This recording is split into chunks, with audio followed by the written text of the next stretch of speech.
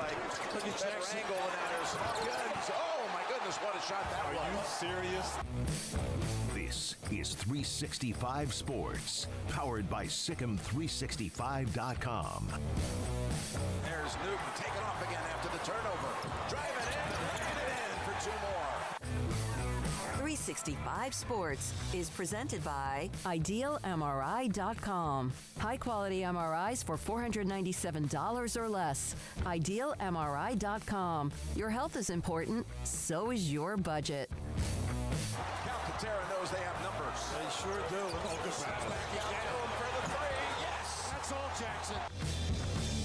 365 Sports is also brought to you by Texas Farm Bureau Insurance, protecting Texans since 1952. Joel takes it away. Coming in and laying it in for two more. And we got a ball game with 7.5 to go. Have you subscribed to our YouTube channel? Search 365 Sports on YouTube. Brought to you by TFNB, your bank for life. Hurley and the Huskies have their dreams come true. Now here's David Smoak, Paul Catalina, and Craig Smoak. All right, here we go on a Tuesday afternoon. Early April. Basketball season is officially over, although news with the transfer portal. Yesterday, of course, LJ Cryer. UConn wins their 5th national title. Ashley Hodge, who covers Baylor men's basketball, will join us today at 3:30 on the LJ Cryer. Not the news from yesterday, but what does this mean and how does Baylor move forward, and maybe some background on that. Kansas State's Chris Klieman, TCU's Sunny Dykes. We normally have Mac Rhodes Tuesday. He will be with us tomorrow. John McLean, Paul's Top 5, and we'll also unveil, and I just put this up, in fact, in the chat room, that the Masters online pick'em through 365 Sports, and there it is, the link that I just put up in the chat room. It's also on my Twitter timeline from yesterday evening and also on Sikkim365.com. Here's the bottom line. You have $3,000 in a salary cap. For example, Tiger Woods is $88. Mickelson's like $36. Scheffler's over $1,000. You don't have to pick exactly 10 golfers. You can pick up to 10 as long as you don't go above $3,000. So there's the rules. We will monitor this throughout the tournament. The winner will get a couple of dozen golf balls based on what you hit, whether it is Pro V1s or Bridgestone or Srixon or whatever from Bear Ridge Golf Club, thanks to Mike Williams and that great course at Bear Ridge. Now, UConn. Craig Smoak and Paul Catalina with me on the set. Look at the numbers for UConn. They've now won 5 national titles. UCLA had that incredible stretch with John Wooden, and then they've won a couple since then. They have 11. Kentucky, and they've been in a drought since, 14? They have 8. North Carolina has 6. And then look at UConn now with 5. And then North Carolina, and those, of course, there's some schools that have not won much in a while, but that's where they are. UConn is at the very high top list, other than those 3 I mentioned, at 11, 8, and also 6. And all in the last 24 years, since 1999, that they've done this. And so we talked about it the other day. They've got 5 titles out of 6 times they've been there, all in the last 24 years, 25 years. And they're a blue, like, that is blue blood, man. And I know that the, UCLA, North Carolina, Kentucky, Kansas, like, that's the club. But UConn is in it. I mean, they're absolutely in it. And they do kind of get left out, I guess, because they're in Connecticut. I don't know why, but they've now done it with 3 different coaches. And Danny Hurley didn't look like it's going to stop anytime soon. And had to come back from NCAA problems with Kevin Ollie, a little bit with Jim Calhoun, but with Kevin Ollie and all the things that happened there, Dan Hurley, what an absolutely fantastic job he did with this team. They're a blue blood. They're a new blood, as even someone mentioned yesterday on our show, Craig Smoak. They pretty much, it was 10-6 or whatever. Then here they go, and I don't think San Diego State scored for like 6 or 7 minutes. They made a nice run, gutty run near the end, but UConn wins every game by an average of 20 points over the 6 games in the tournament. Yeah, I mean, for their fans, it's a great day. It was a great night. And for just the whole program, it's a phenomenal accomplishment. I think for the average fan out there, it was a very fizzled out way to celebrate the end of basketball season, or the end of basketball season fizzled out rather than, came accompanied with a lot of fireworks. That was a game that, quite frankly, I'm very interested to see the final rating for, just to know kind of who tuned in and how many stuck around. I brought up yesterday the women's championship game could very well outdraw the men's, and I think I'm even more leaning in that direction after what we saw last night. I don't know about you guys, but $10 million for a game where, pretty much UConn was in control throughout. San Diego State, unfortunately, not able to get enough going, especially offensively. And that's, something that people pointed out could have been an issue for them, and it turned out to be an issue. And as you mentioned, UConn just was on a heck of a run.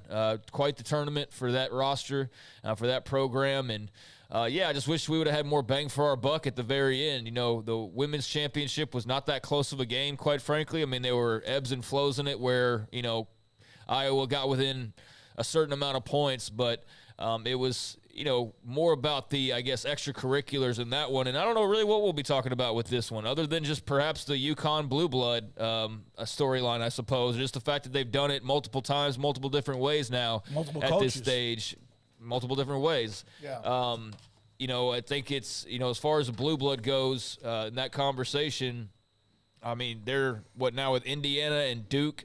The only teams that have more is North Carolina's got one more title. Then you've got Kentucky with 3 more titles, and UCLA has almost double with 11. But, I mean, even in football terms, they're the Nebraska-Miami level is who they would be compared with 5 national titles. So, it's an awesome accomplishment. Great season. Not so much of a great title game, but hats off to San Diego State as well on what was a terrific run, and one that may propel them into a much different future than they expected when the season started. So UConn wins it, their 5th national title in less than a quarter of a century, which is pretty amazing that they've caught who they've caught and passed who they've passed along the way. And so there's that. Now, we mentioned the women's basketball numbers, and Craig just kind of alluded to it again at 9.9 million. It also peaked out at about 12 million at one point, and a combination of ESPN plus ABC. And here is what it compared to. For some college football perspective, 9.9 million viewers for the women's championship game on Sunday was more than those 3 bowl games, any of them, Sugar, Orange, and Cotton, the Big 12, Pac-12, and ACC title games, Notre Dame and USC's game, LSU, Alabama, Ohio State, Penn State, and that game between Alabama and Texas A&M, primetime game on CBS. That's the kind of audience they had. Now, one of the things that, and I mentioned this in Paul and Craig, and it is great for the game, is that it was for the first time since 1995 on a network, on an actual standard network show, like not ESPN, but on ABC. And so that goes to show you they have more eyeballs, more opportunities. They took advantage of it with a game that, of course, got a lot of attention. So I've got the rating now. Okay, what good. do y'all think it? I mean, if y'all were to go 9.9 million for the women, I'm going to still say it's at 10.5. I'll go a little higher than that on a Saturday. Yeah. No, you're talking about last night. Last night? last night's rating. Last night's rating? I don't think it's going to be 10.5. I think it's going to be lower. I think it'd probably be 8.5. How about the most watched basketball game over the past year? Oh, wow, really? 14.7 million for San Diego State and UConn. That's shocking to me. I guess maybe UConn and just the rush of San Diego State and being a new team to the dance sparked. I would not have expected that. I still, if I had to go and lay down like the paycheck on it, I think I'd probably default like the men's game scores slightly higher just because that's history saying that. I definitely wouldn't have gone that high though. That's 5 million more than watched the most tuned in women's game of all time.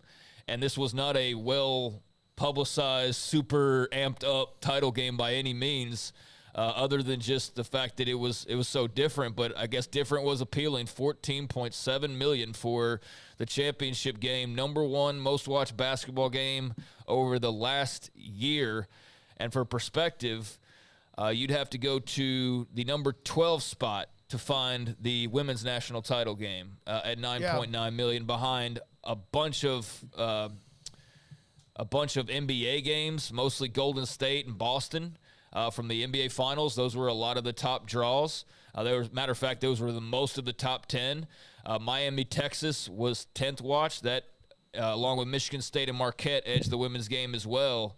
But UConn and the Miami game, 12.9. So UConn, that fan base, and then San Diego State also drew huge for that Florida Atlantic game. So the combination actually worked out really well. Good for them. That's an awesome number that is way higher than I expected. So, yeah, 14.7 million, most watched game of the last year. Well, that doesn't surprise me that the men still outdrew the women. The women's game peaked, and we know that there was so much interest in it with Iowa, Caitlin Clark, and also with LSU making their run. And then South Carolina, the upset on Friday that led to that championship game. It's getting more and more attention. It was on ABC, but still men's basketball is a $1 billion contract for a reason. Yeah. And UConn's fan base is obviously incredibly loyal, but also they're in the Big East. And the Big East, not everybody, but the Big East is a basketball pretty much only conference, if you think about it, when it comes to their history and tradition. I know that there's football, but that it's all those teams that played against UConn. The fan bases that follow that conference also came to the table too. Yeah, absolutely. So, I'd say it surprised me. I just thought because, there was not a whole lot of buzz about it that maybe people would tune in. But clearly there's no fatigue, and people enjoyed this year's tournament. It's all the way through to the end. And sports just continues to be, the driver of television right now. And I'm surprised that the money, I'm not surprised. The money is, as we saw for college football and some things, is maybe drying up a little bit, but the people aren't. People are tuning in for it. Got to capitalize. Both men's and women's college basketball need to capitalize on this. You've got to figure out, now you're not going to get $14 million every night on college basketball during the year, but how do you make sure that you get some 2, 3, 4 million viewers more often than you do? Like, how do you get those? How do you make sure that you capitalize on this audience and keep them there? How does women's basketball, when, in the non-conference, if South Carolina plays UConn, how do you make sure that that's a 2 million viewed game every time? That's what you need to do, because that's how you're going to increase the value of the game. Make sure you put it in a good spot. And then when you're men's basketball, figure out, a way to deliver what is a better product over and over and over again, and maybe don't let football step on your toes as much. If that means moving things around to start the season, maybe do that so you can hit the ground running a little faster. Well, it's a huge night, Craig. Those numbers are much higher. I thought it, no matter what, would outdraw the women's audience, which was a phenomenal number. But, man, that was 4 million, even more than I thought. A lot of people on the chat room, when you asked that question, were putting up numbers like 6.8, 11, 7.3, and others. And here we are with that massive number of just over 14 million. Outdrew every NBA Finals game. Think about that. Golden State and Boston, it outdrew every single one of those games. So, yeah, that was – I thought that there was a chance the women's game could be higher because, look, 10 million people is a lot of people. That's a lot of eyeballs. But, yeah, prime time, Monday night, the last game of the men's season, and it was a great tournament. So, yeah, America showed up in droves, and that was a very good number and something that I definitely think that San Diego State can tuck away as a consolation prize and probably helps propel them further into whatever their new future looks like. And for UConn, they're on a heck of a run, as we mentioned a few times now, and we'll see where they can continue to take it. But they're in some rare air now at number 5, whether you're talking football or basketball. So that's quite the feat that they've pulled off. Roger Dodger, I wonder if they could somehow, and they probably will, have the Southern Cal numbers, TV numbers, when it comes to what San Diego State may have pulled in for being in that game, and eventually they'll be able to break it down. I don't get that, but Craig gets the numbers. He usually does it with Off the Radar. Won't be there today during that segment because Baylor football and the access that he and Jack will be able to watch for just a little bit, and then a media session a little bit after 6 o'clock. Tim Brando. Our Tim Brando, who Fox Sports' Tim Brando. This came down earlier today, has signed a 3-year extension with Fox Sports. Tim, of course, has been pretty much a staple, especially during football season. Well, had him on last week on the Final Four. Tim Brando, 3 more years extended with broadcasting on Fox Sports, and we know how much he loves what he does and loves the history and tradition of what he covers, whether it's college football or also basketball. Now, Caitlin Clark has put out, while she was on ESPN earlier today, I don't think Angel Reese should be criticized at all, no matter what way it goes. She should never be criticized for what she did. She competed. It was a super fun game, etc. And so that, of course, was on today with part of a show with ESPN. And then Jill Biden, Paul, may have stepped in it. She, there's been reaction to it. And LSU, you would imagine they were not happy about the fact that she was going to invite, as national champions are, to the White House, but then made the comment that she also thought that Iowa should get an invitation too, and she was going to talk to the president about that. This is not, to me, a very good decision to even think that way. If you read the White House's response, they did not mention the name Iowa at all. Like, we look forward to having LSU here, so that they could artfully step out of. Listen, Madam First Lady, we appreciate all the work that you do, and everybody here likes you at the White House, especially your husband, President Biden. But don't say that. It's silly. And, like, in the world, like the politically charged world that we live in right now, when you do something that even people who, and Jill Biden, by Democrats, is loved almost unconditionally, because there's no reason not. She's never done anything to anybody. She seems like a nice lady. There's no reason to. Universally loved by that side of the aisle. And even when all of them, almost in mass, is like, oh, come on. Yeah. Like, don't even say part this. of their constituents, don't do this. It's not like. Not everybody wins a ribbon. Yes. That's what it was. No, and you could say it like, man, it's a bummer that Iowa wouldn't get to come because they were great, but LSU's getting there, and, that's just not. Got over her skis a little bit, Craig. Yeah.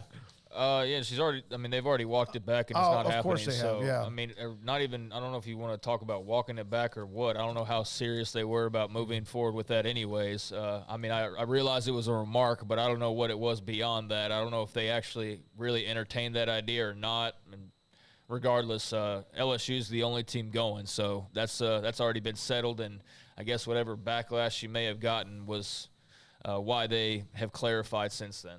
All right, one other note. There was a note just put up on the chat room by Big Jack 512. He called us about a week or so ago. The Baylor-Gonzaga game, to put it in perspective, UConn and San Diego State, which got the $14 million. Baylor Jack 512, I wouldn't have remembered this number. $17 million for a game that was an absolute collision course from the time even before, the year before, when the games were shut down.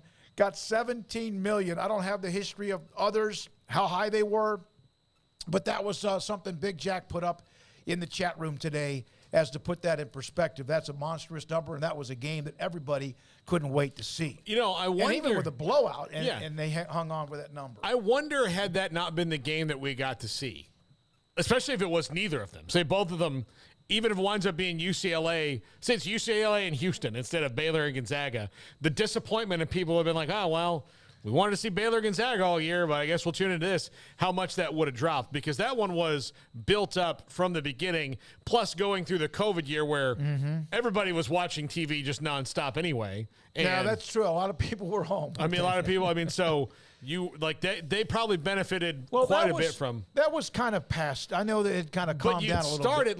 But they were in a bubble for a reason. But it started in the COVID year, right? And so it finished in, so a lot of people were still, you're still kind of in your binge viewing, mode then. So, I'm sure that benefited from that quite a bit too. All right. We will have Sunny Dykes again at 5, Chris Klieman at 4, Craig? Yeah, I'm trying to get more clarification on that rating. It was, a healthy number, but I think if you compare it to like other championship games, like as far as the NCAA goes, then maybe they saw a dip. I need to see more about that. It's not that big of a deal, but compared to what we were talking about yesterday of like, will it edge out the women's game and all that? Like it easily did that, it appears. But yeah, I don't know if that's, for the broadcasters who wanted to match or be perhaps exceeding what they've done previously, I don't know if it did that for them. But still, I mean, I don't know what else is drawn 14, however many millions it ended up being the final number. How many programs are doing that these days? So I don't think anybody's sulking too much about it. But, good ending for the season. How about this one? And this, you talk about a collision course. I was still in college, 1979, March of 1979. Magic Johnson, Michigan State. Jed Heathcote, I think, was the head coach, against Larry Bird, unbeaten Larry Bird and Indiana State. They had 35.1 million viewers, and that game was on NBC back in 1979. And that was a collision course, if there ever was one. Magic and Michigan State beat them up pretty good. And Bird, of course, was a huge name with what he had done for Indiana State. Now, what they didn't have to compete with was everything other channels. Yeah, back then there was like ESPN had just started. Well, and majority of people did not have cable. Cable was new. Absolutely. You were bougie if you had cable, but now most people have cable or stream or some sort of upgraded television viewing platform as opposed to the 4 or 5 network channels, depending on what part of the country you lived in. All right. The Voice, by the way, last night got 5 million. Good for The Voice. Quantum Leap had 2 million. I don't even know what that is. You don't remember Quantum Leap from the 90s? American Idol Bakula? year 38 had version. 4 million. The Good Doctor had 3.3 million. Basketball, as Craig mentioned, was in that $14 million Let's range. rewind. You were alive in 1990. You don't remember Quantum Leap? No, I don't. Yeah. That's a good name of a movie. That's a good name of a movie. It was a good show back in the 90s. I don't know if it is now. I haven't watched it. All right. Garrett Ross is in the studio. Jack McKenzie is in the studio. Emery Winter is in the studio. Later on tonight at 10:30, the CW Sports Tonight will have it at 10:30 tonight, a condensed version of what we do. And, of course, that is every weeknight at 10:30. John McLean will join us at 5:30 from GallerySports.com and also Houston 610 that's with us on Tuesdays. And can't wait to ask him about this. Georgia defensive tackle, and this was really almost most of the day yesterday, but we didn't discuss it. Jalen Carter is declining visits to any teams or with any teams unless they have a top 10 pick. The Georgia defensive lineman, who has had a little bit of a rough offseason because of some things off the field.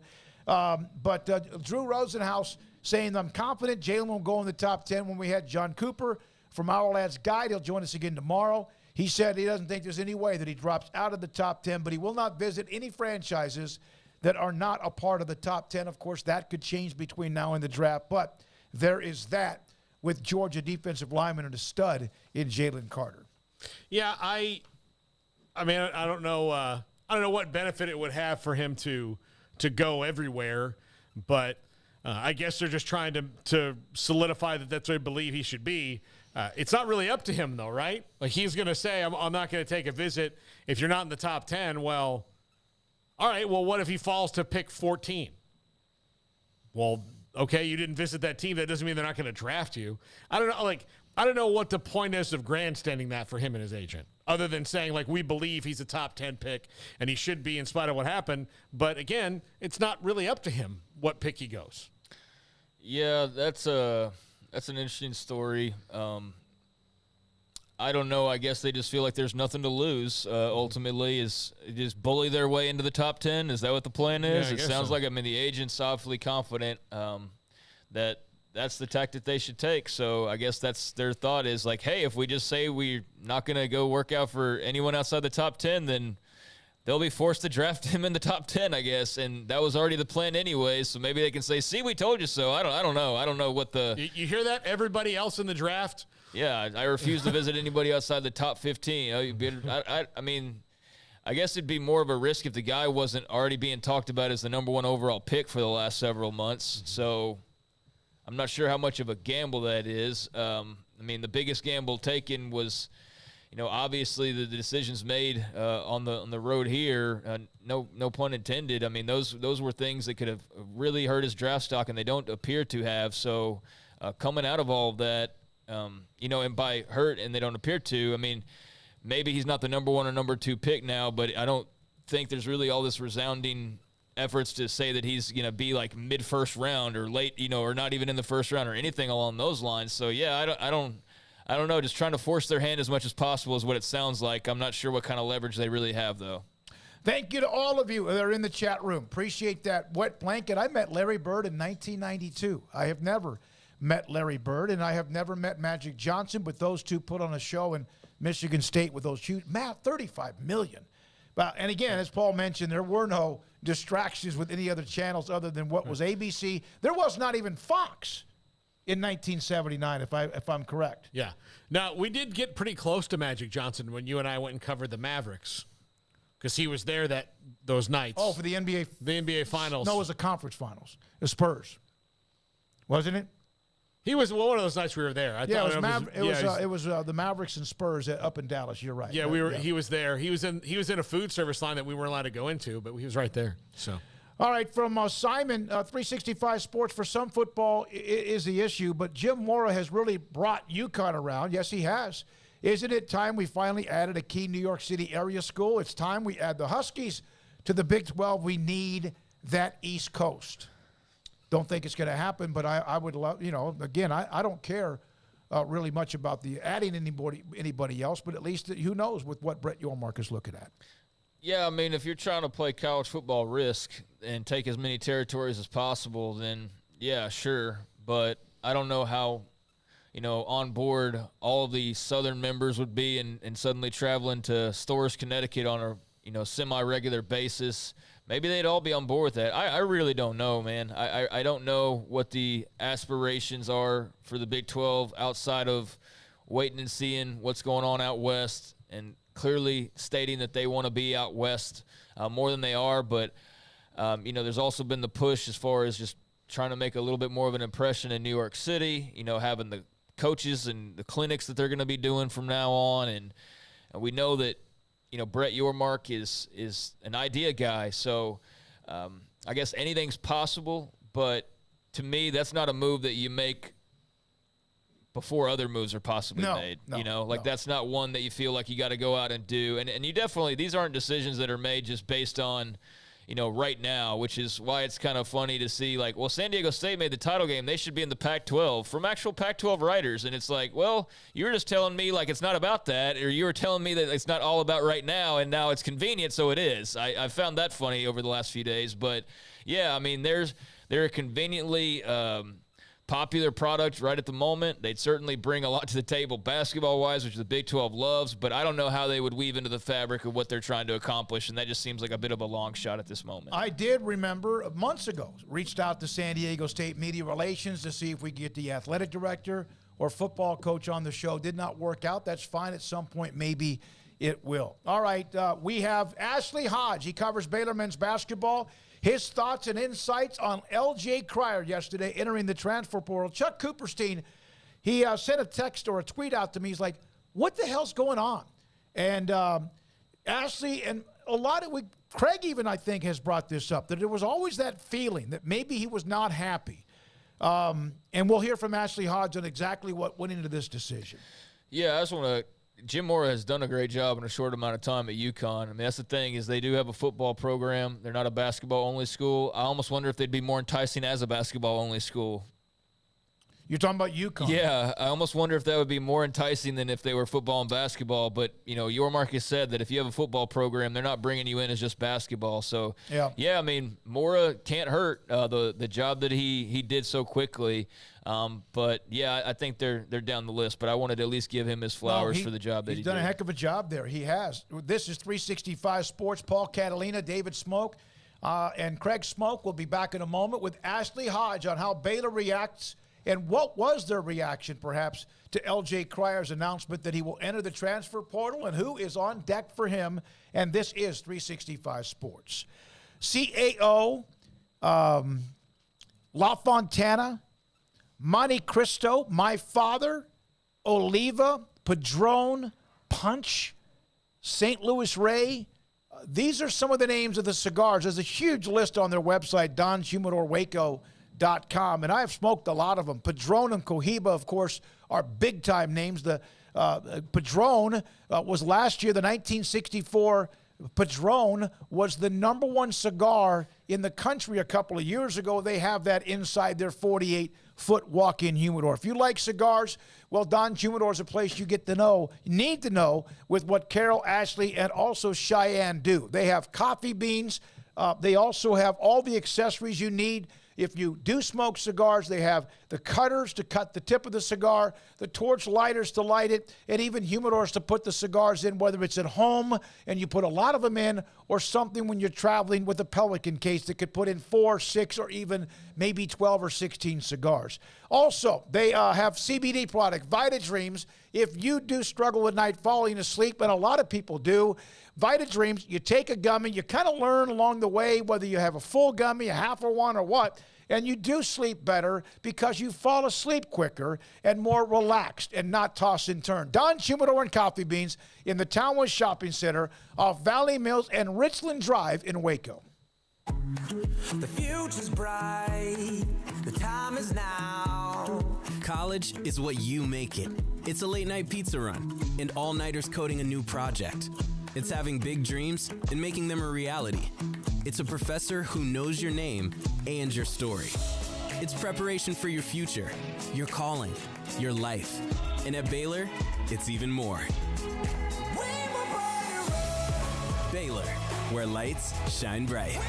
Aaron Duvall, owner, Texas Beef House. Why did you get into this business? We kind of were born into it, and it's been for several generations. Our family's been in the beef business, the ranching business, and we've specifically got into the beef business back in about 2015 when me and my son decided to form Texas Beef House and sell directly to the public. Aaron, everyone knows about Wagyu and how elite that is when it comes to beef. What separates you from anyone else that may do this in this type profession? We selected out Wagyu mainly because it's such a quality beef and it's consistent. Some beef, some breeds, you may have a good animal every now and then, but Wagyu produces really consistently good beef every time. Where is the best beef in Texas? Your house. When you order from Texas Beef House, unleash the flavor of Texas raised Wagyu. From our pasture to your plate, TexasBeefHouse.com. It's Ram Truck Month at Allen Samuels in Waco. Get a new 2022 Ram 1500 Lone Star Crew Cab with values up to $8,250 or get 1.9% for 72 months plus $500 to first responders. How did Edward Jones become one of the biggest financial service companies in the world? By not acting that way. Financial strategies, one-on-one advice, it's a big difference. And that's why Brad Wilson, your Edward Jones financial advisor, makes sense of investing. Experience the difference for yourself. Brad Wilson, 250 Sharon Drive in Woodway, 254-776-4337. Edward Jones, member SIPC. There are 26 letters in the alphabet, over 600,000 words in the dictionary, and just 3 of them said together can change everything. Let's order pizza. Those 3 words lead to dough made from scratch and 3 fresh signature cheeses that blanket golden crust in a heavenly melt on Marco's Pizza that'll blow your mind. So visit Marcos.com to order and stop by Marco's Pizza in Belmead, China Spring, Woodway, and in Robinson. Marco's. Pizza lovers get it. Did you know that 1 out of every 4 men have symptomatic low levels of testosterone and don't even know it? And if you think you're too young to worry about it, guess again. Low T levels can make you feel tired and grumpy, cause weight gain, and wreak havoc on your sexual desire and performance. Petty Clinic Low T can set up same-day blood screening and results, so if you're tired of being tired, I challenge you to man up and Google search Low T Waco or go online pettycliniclowt.com. It's a private clinic with an atmosphere catering to men. Affordable, only $150 a month, includes lab work, office consultation, testosterone injections, follow-up visits compared to $395 a month in Dallas or Austin, and you don't have to fight the traffic. Petty Clinic Low T is board-certified physician consultations, will provide the best form of brand-strength testosterone available. Contact Petty Clinic Low T today, just off Highway 84 and Old Hewitt Drive in Woodway. Petty Clinic Low T, helping men become the high-performance men they deserve to be. PettyClinicLowT.com or Google search Low T Waco. This is 365 Sports. The 3 o'clock hour is sponsored by Waco Custom Marketplace. Meats, sweets, Texas treats, and a cut above the rest. 425 Lake Air Drive, Waco.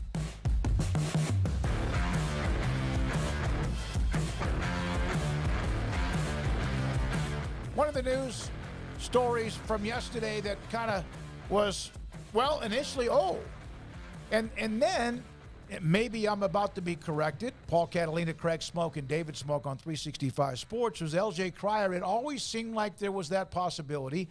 Ashley Hodge, who covers Baylor men's basketball thoroughly and heavily, joins us on 365 Sports. Ashley, am I right that there was always this thought that it was simmering that he might be looking elsewhere? Yeah, I think that's a fair assessment. I think he was convinced to come to Baylor, really wanted to go to Purdue initially, and, settled on Baylor, so to speak, stayed for the national championship, didn't play as much as he thought as a freshman, thought about transferring after his freshman year, was convinced to stay for his sophomore year, had a good sophomore year, had injuries, and played quite a bit, was an integral part of that team that was, a number one seed. Then he came back this year, had to be convinced to come back this year. I think there was just always maybe, he's a great kid from a great family, but just seems like there was just a level of discontentment there, never fully all in. And so now he's in the transfer portal, and I'm sure he's going to be a very attractive piece for somebody because he has 2 years of eligibility left, and he's a guy that's, pretty much, the value type of guy in college. He can shoot the lights out, and he's an undersized guard that's probably not going to leave for the NBA this year or next year. So, Ashley, do you feel like Scott Drew and staff had a feeling and were kind of already anticipating that could happen, or was there a chance they were caught off guard somewhat by this? I think they were caught a little bit off guard. I think that, once he went into the portal, not the portal, he declared for the NBA draft, they thought, he would get a grade back that wasn't, what he would like, and that he would come back next year and be the guy at Baylor. I mean, you're a returning player with, 3 years of experience, and you really have a ready-made role and what's proven to be one of the top 5 offenses in college basketball the last, 4 or 5 years. And you're going to get 30 minutes a game. I mean, that's, it's just rare when a player has all that in front of them and decides to transfer. NIL maybe played a big component in this. Perhaps there's a school he already had in mind. We'll see what happens, with this process. But yeah, I think it was a surprise. Where do you think he fits? It's interesting. I told his dad this, so it's no secret that I think he would be better in the Pac-12 or the ACC. I mean, he's there's no comment on his toughness. I think he's a tough kid, but he's undersized, and the Big 12 is a grind. The SEC, because of the athleticism, is kind of a grind. Same with the Big 10. I think the Pac-12 and the ACC, where you have some games where you can maybe take a breather, and it's not quite the gauntlet that it is in the Big 12 and the Big 10 and the SEC. I think those would be better fits for him. But the schools I've heard consistently is Houston. I think A&M may be a possibility. Certainly LSU. I've heard some buzz about them a year ago, and then Purdue was one out of high school he really wanted to go to. But then Kansas State is one that I heard yesterday from a really good source. That thought he was going, headed to Houston, but the Kansas State might win out. So, we'll see. But that would be odd to me, the Kansas State for many reasons. Yeah, that would be I would think that might burn pretty heavily, right, if that's the possibility. Chuck Cooperstein, as you know, knows sports about as well as anybody I've ever known. On the surface, this makes no sense. Cryer, when he played, and he missed a lot of time, was often a starter, always in the rotation, playing for a coach who gives his guards tremendous freedom. What gives? I agree with what he said. I got a similar text from a national guy, after he's like, this doesn't make any sense. What the hell's going on here? Was the word, because, Scott Drew is earned the trust of players, and players get better, and you look at the history of all conference guards, under Scott Drew, it's a long list, and most of them are first teamers. So it doesn't make a whole lot of sense from a basketball standpoint. Now, you don't know if NIL is a big issue here. Like, Pack, got an $800,000 deal for 2 years at Miami. And, could LJ get something similar to that? Who knows? And I don't even think he gave Baylor an opportunity to, see what they could do in that regard. But yeah, I think maybe NIL is a piece here, and maybe he's being promised, something big. So you never know what goes on behind the scenes. Actually, a couple things here.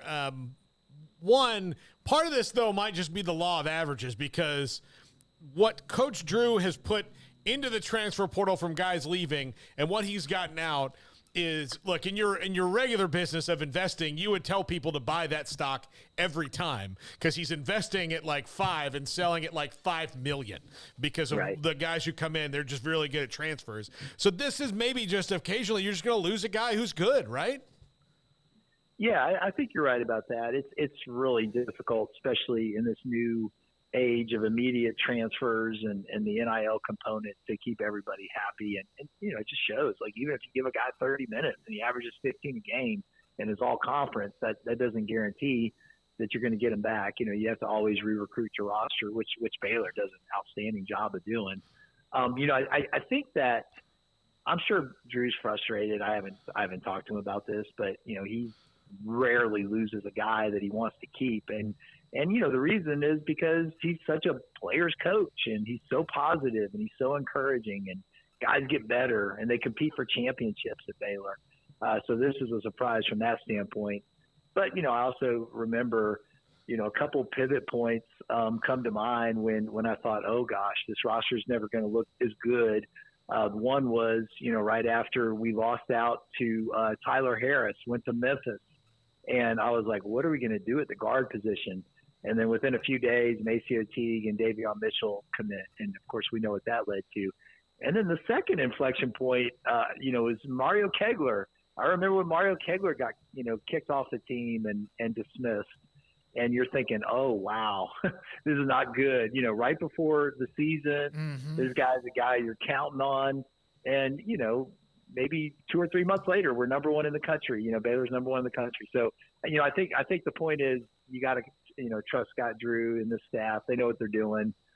30 minutes a game is a very valuable commodity. I would not close the door on Adam Flagler. I think that there's a scenario where Adam Flagler could return. So Jalen Bridges is, so we'll still, find out about him. But even if, Bridges and Flagler don't come back, I think there's going to be some, really high-level transfers that will be beaten down the door to come to Baylor. Do you think that they will replace him? I mean, obviously, I know that Little and Jacoby Walter are taller than LJ. Do you think they will go bigger in the guards that they look for to replace him? Yeah, it's a good question. I think, this will give them some really, strong discussion points. I think it's going to be a trade-off. It depends. I mean, if Flagler comes back, then I think you got a guy that can shoot the lights out. And we know Walter can shoot the lights out. He's showed that on the big stage, with the Geico Nationals. If Bridges came back, he's a reliable three-point shooter. You got that. Little is very capable of shooting 35% plus from three. So I mean, I'm sure they're going to want to get a proven guy to add to the mix, no doubt about it. And Bonner, Grimes. I mean, we got a host of options here. I think that there's probably a lot of discussion on let's get back to longer wingspan. I love that.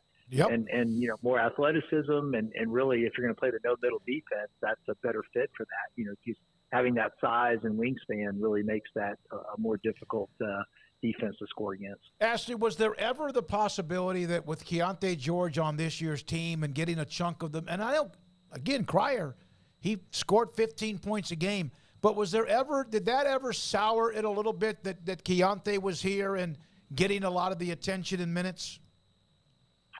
I don't know. It's a good question. It's an interesting question. I think I always say this about Keontae. I heard something today in a conversation, that his ankle was really a lot worse than people realized. And there were a lot of agents and NBA people telling him, shut it down, don't finish the season out. And he was like, no, I want to play. I want to do everything I can to help my team win. I think Keontae was a lightning rod because of the inconsistency and just because of the way he finished the season.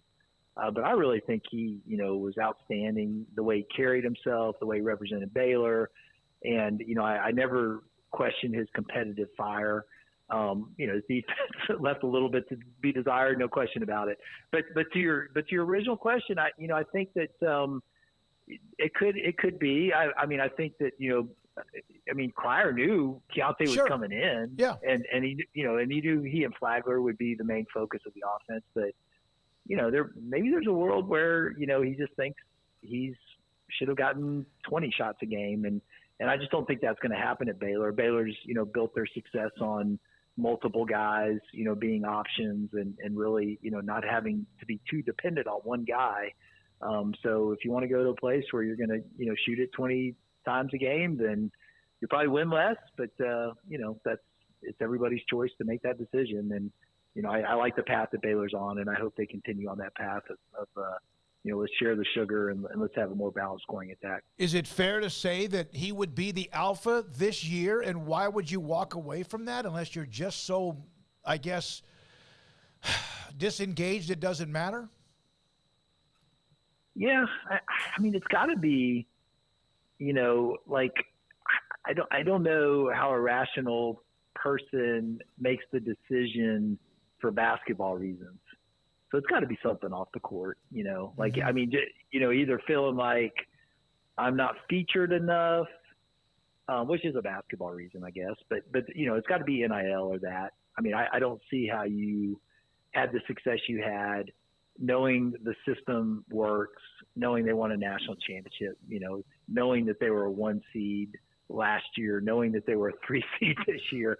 Those are all. The program is just in a great spot, and it just is an odd decision from that standpoint. But it's sometimes you think the grass is greener, and you have to realize it's not, and experience that firsthand. I think if Matt Meyer was honest, he probably would say that. But it's each person has to forge their own path, and I think you have to find out sometimes through experience.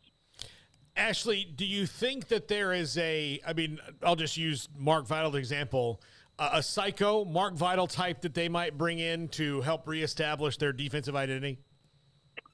Yeah, man, it would be nice. And ideally, I love Mark Vidal to death. And if he's listening to this, I hope he doesn't take this as a slight, because obviously national champion and tremendous player for Baylor.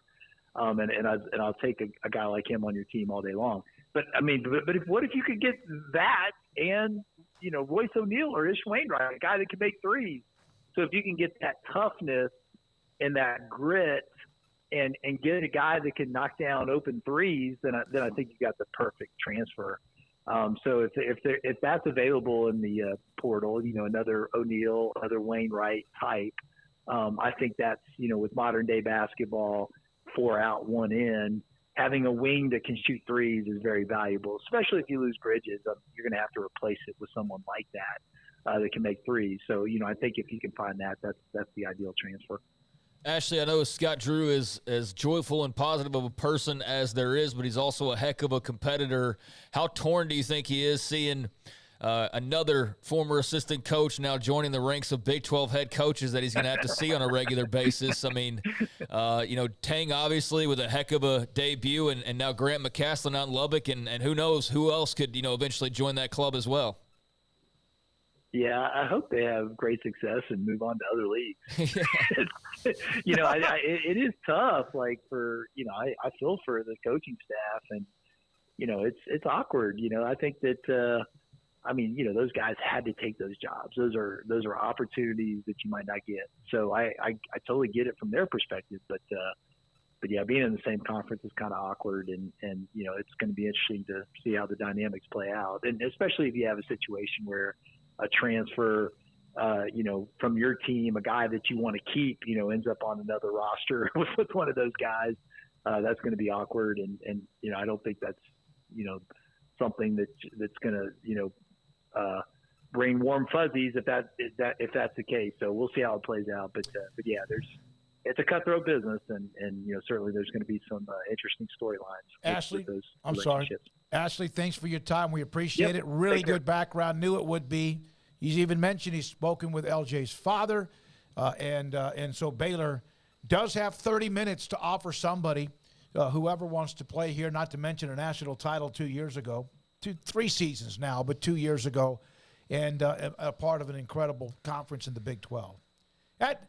It's Ashley and I talked a little bit last night when I was on my way home, and I was like, so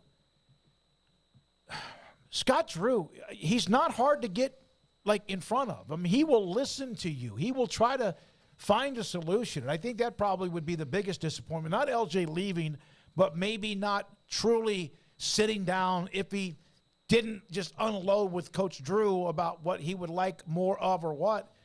And I don't know if that ever happened. I don't know if that conversation happened. And look, if you wanted to go to Purdue for all those things, I mean those kind of last maybe. And sometimes, look, it's just time to spread your wings and go somewhere else. It is, I don't believe it's basketball reasons, because that doesn't make sense. I mean, you're playing as much as anybody and you can score as much as anybody. Right. So yeah. I mean, there's a chance to be the dog on this team. Flagler comes back, that, of course, would be split a little bit again. All right, when we come back, we wrap up this 3 o'clock hour. Kansas State head coach Chris Klieman at 4, Sunny Dykes of TCU at 5, and this is 365 Sports. Stonewood Dental, I had a text again from them. Last week, I called them up. I have this crack next to the last bottom right molar. I don't know what. It just all of a sudden, I kind of whoa, that's a little bit different. It's not painful. It doesn't hurt. It's not like I've bitten down on something and it shocked me. So I called him, and I'm supposed to have a teeth cleaning. So I'll have that done, and then, of course, get someone to look, Dr. Childress, look at what else is going on there. It doesn't hurt.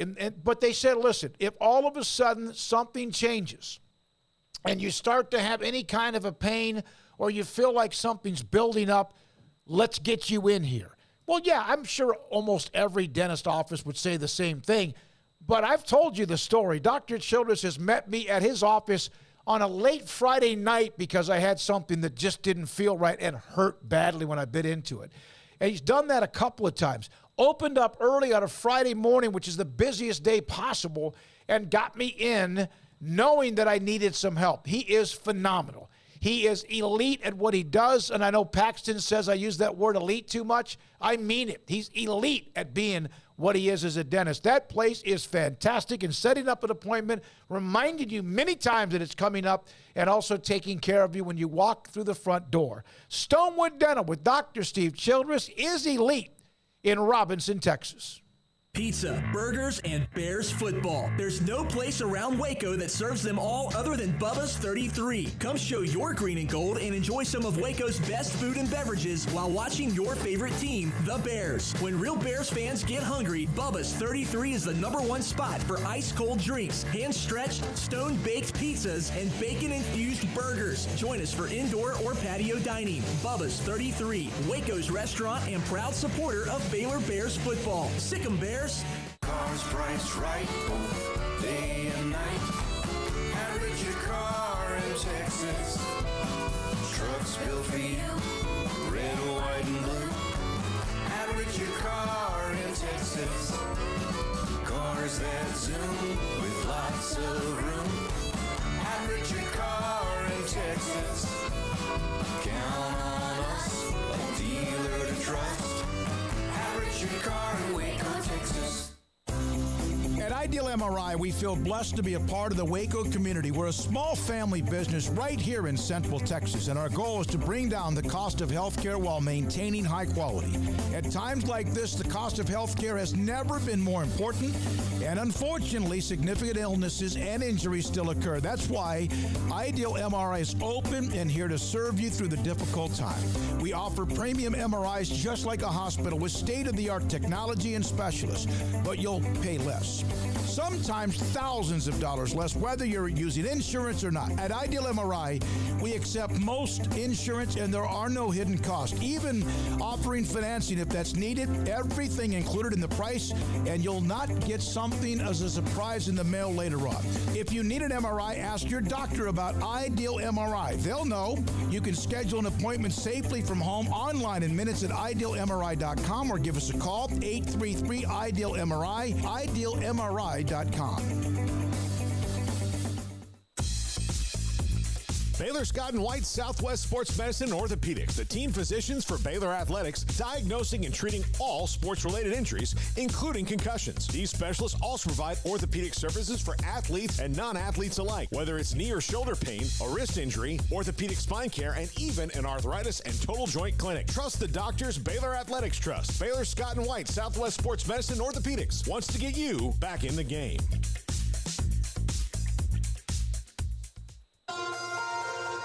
Waco Regional Tennis and Fitness on Lakeshore Drive is premier, elite, life-changing experience where you can change your mind, body, and soul. Waco Regional Tennis and Fitness offers over 40 group exercise classes each week, including boot camp, indoor cycling, and more. If you haven't been there in quite some time, you're missing out on the improvements for our members. New flooring in the weight room and locker rooms, new paint and mirrors added in the weight room and group exercise room, with more new machines arriving over the next few months. New free weights, weight machines, TRX, rowing machines, stationary bikes, new treadmills, new elliptical machines on spacious weight room floor. Personal training with Christy London, Randall Corley, and Alex Botch, where you will be encouraged and motivated to grow. There's sauna, whirlpool, tanning bed, and kids club. The amenities are great. 16 tennis courts plus an 1,100-seat stadium court, 8 pickleball courts, youth and adult tennis and pickleball lessons.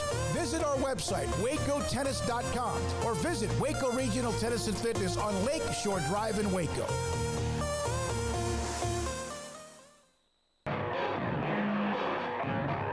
This is 365 Sports, powered by Sikkim365.com.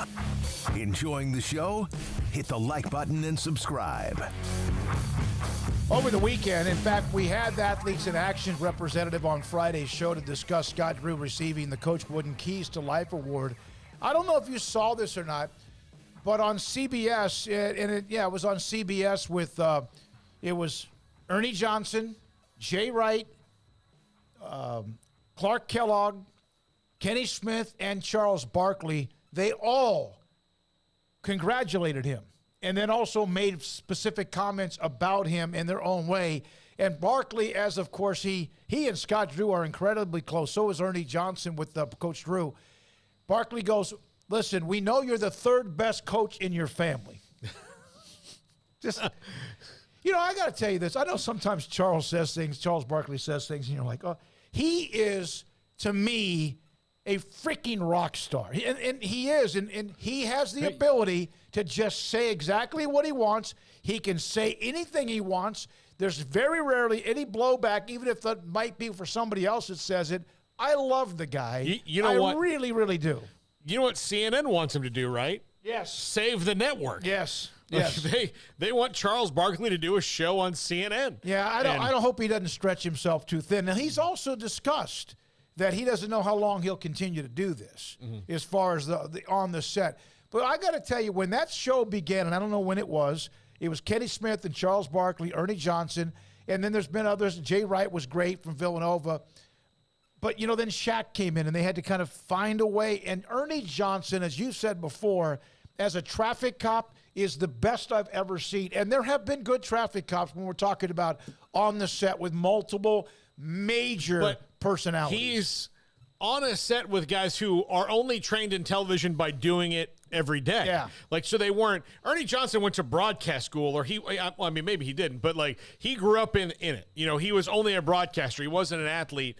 And so it is difficult a lot of times when you bring somebody in the first time, even somebody that's got a lot of personality, to get them to understand that everybody's got a role, and the way that he navigates that so well with guys who are huge personality, who have big egos too, and Charles Barkley's ego is huge, but it doesn't get in the way.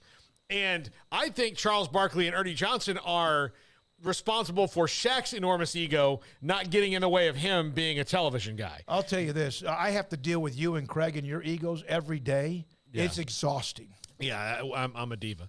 And Craig, Craig's got his ego's like what, about like this tall? No, but yours is like this. His is like this. Yeah, but like Shaq, there's a dude like who really, Shaq and The Rock are very similar to me in that they're dudes who know that they're pretty awesome, right? They know that people like them. They know that they have, juice and that they can do things.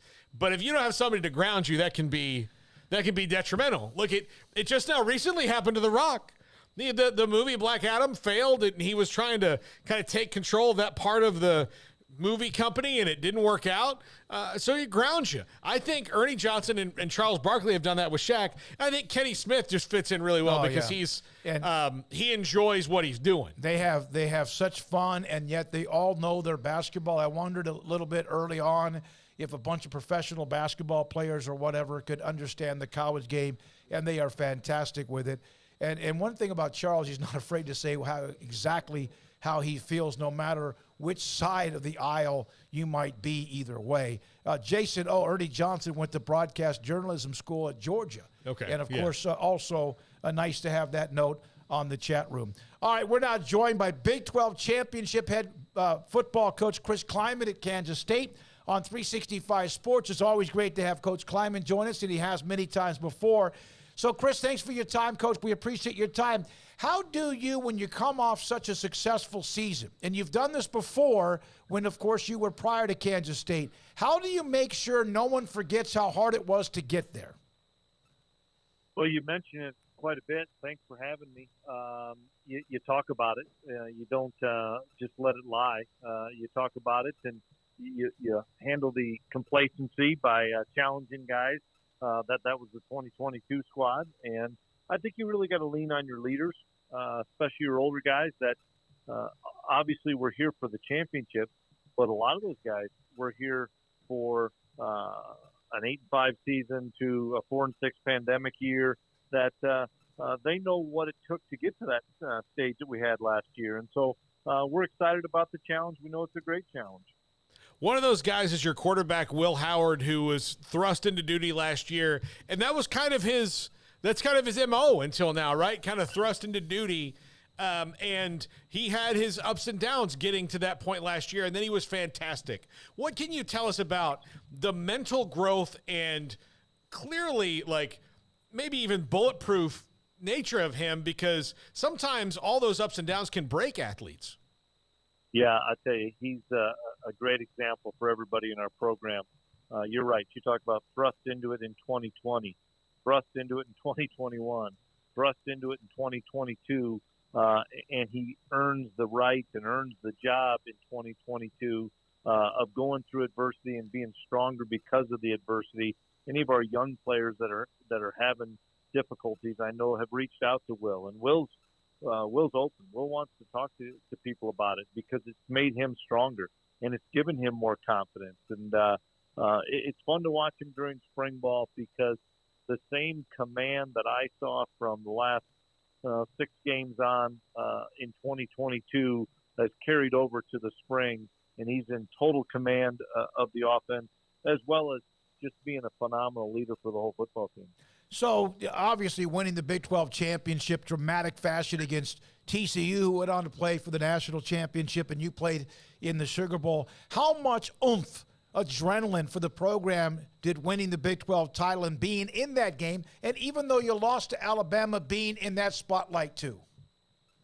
No, it's helped us immensely, whether it's through recruiting, through the fact of kind of validating what we have done since we arrived here, of what we're doing is the right way. And if you follow that recipe, if you follow that process, players, coaches alike, we have a chance to be successful. And make no mistake, it doesn't just happen overnight. It's a culmination of a winter, a spring, a summer, leading into the fall. You don't all of a sudden get ready in August, on August 1st. Man, it's a grind from January when we came back all the way through August to getting to that stage. But without question, it's helped the brand, and I'll be honest with you, what Coach Tang has done with basketball has helped us as well. And so I think we've kind of fed off of each other. Yeah, Coach Tang, we know him well. Kind of illustrates that, look, Manhattan's a fun place to be, right, Coach? It's a great fan base. And I think people, we talk about this all the time, if people come here and see it from a recruiting standpoint, we have a great chance. It's getting them on campus. And I think Coach Tang's the same way. He got kids on campus. They fell in love with the place, the people, the interaction that you have with so many different community members, students, staff, that it's a hidden gem here. And we've got great fans. We've got great student support. And just come to a game at the Bram or at the Bill, and this place is going to be packed. You have, obviously, the history of Kansas State. Bill Snyder rebuilt it twice.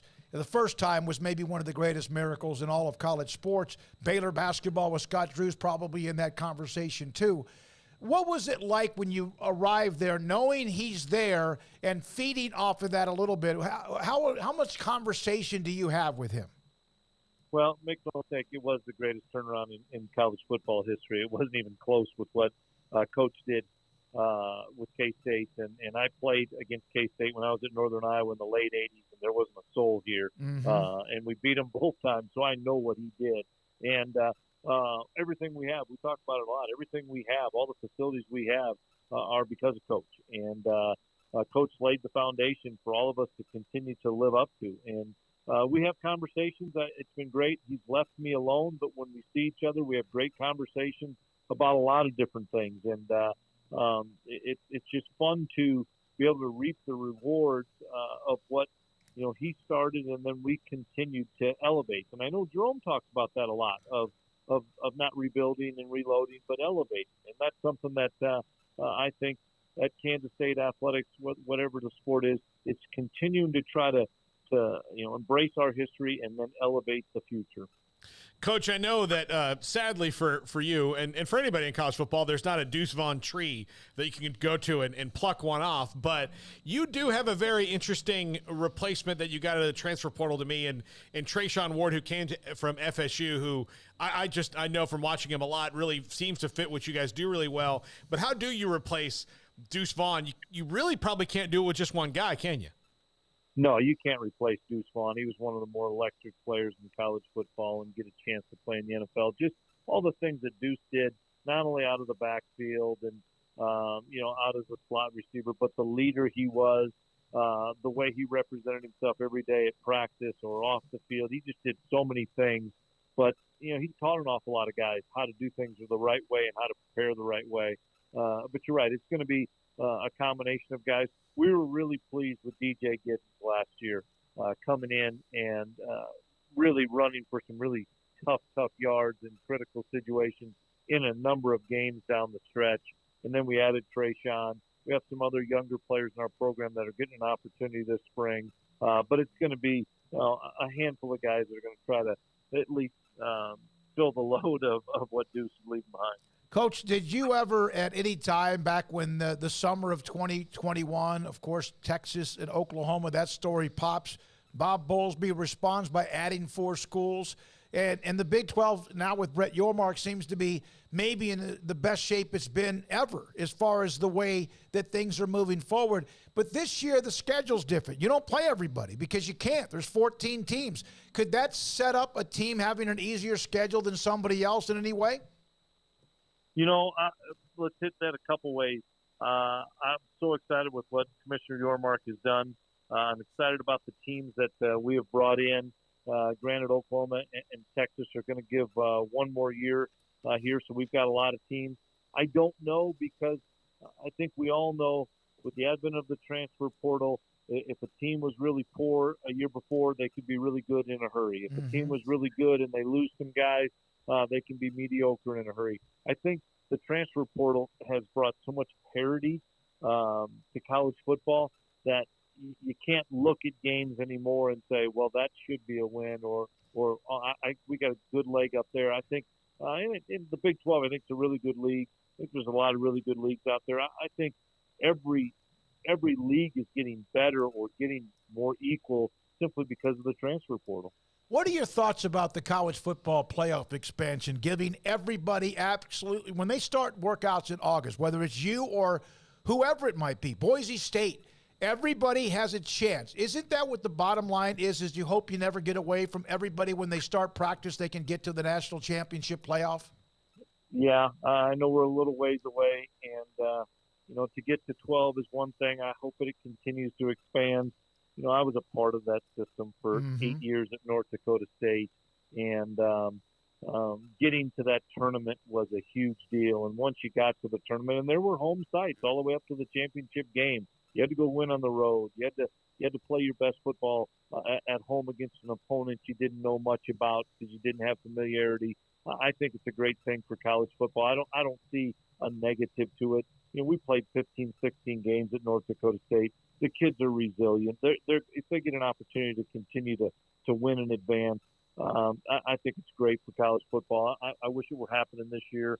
I know we're getting closer to it, and I hope we continue to improve and expand on it. How much does it maybe open? I mean, you mentioned the transfer portal, but just in high school recruiting, when you can tell a kid, like, look, we were Big 12 champions last year. If the playoff was as it existed, we would be in that playing for a national title. Does that help some of the kids that would be on the fence before about, I'm going to go to these like 7-8 schools because they're the ones who are in that window, now open up for you? I believe so. I mean, obviously it would have this year, and that's what we're trying to do is sustain success, not be, kind of a one-hit deal and win it one year or be in the conversation one year and not the next.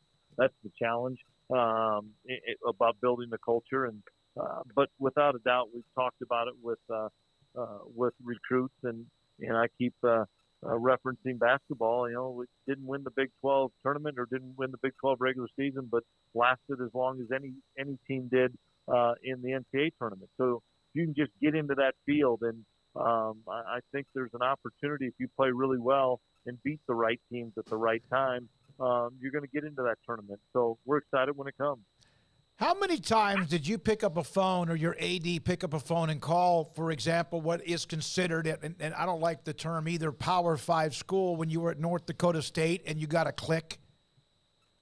Well, they couldn't find any games ever there. I can understand why. I mean, no. You guys were really, really good and beat people and beat whoever it was in front of you. Well, yeah. Yeah, well, when I came down here in 2013, I was Craig Bowles' defensive coordinator. We played K-State and beat K-State. I think we had 10 NFL kids that were on rosters, not for a cup of coffee, but for a handful of years. I mean, there was 10 NFL kids that have had really good careers, some of them still playing. And it just goes to show you, I've said this since the day I arrived here, football is football. And there's really good football at all different levels and really good skill kids. Some kids just happen to develop later than others. And it's how well you can develop a young man, how much you can get out of a young man. And shoot, we had a lot of kids that were 3- and 4-year guys that played high-level football, won championships, and are playing at the next level. And it can happen at any level. I had someone in the chat room, Coach said, Spencer, tell Coach Klieman I'm conflicted. I'm a KU grad, but I love him. And my mom bleeds purple. I was so proud of how they did last year. Please keep it rolling. That's from a Kansas grad.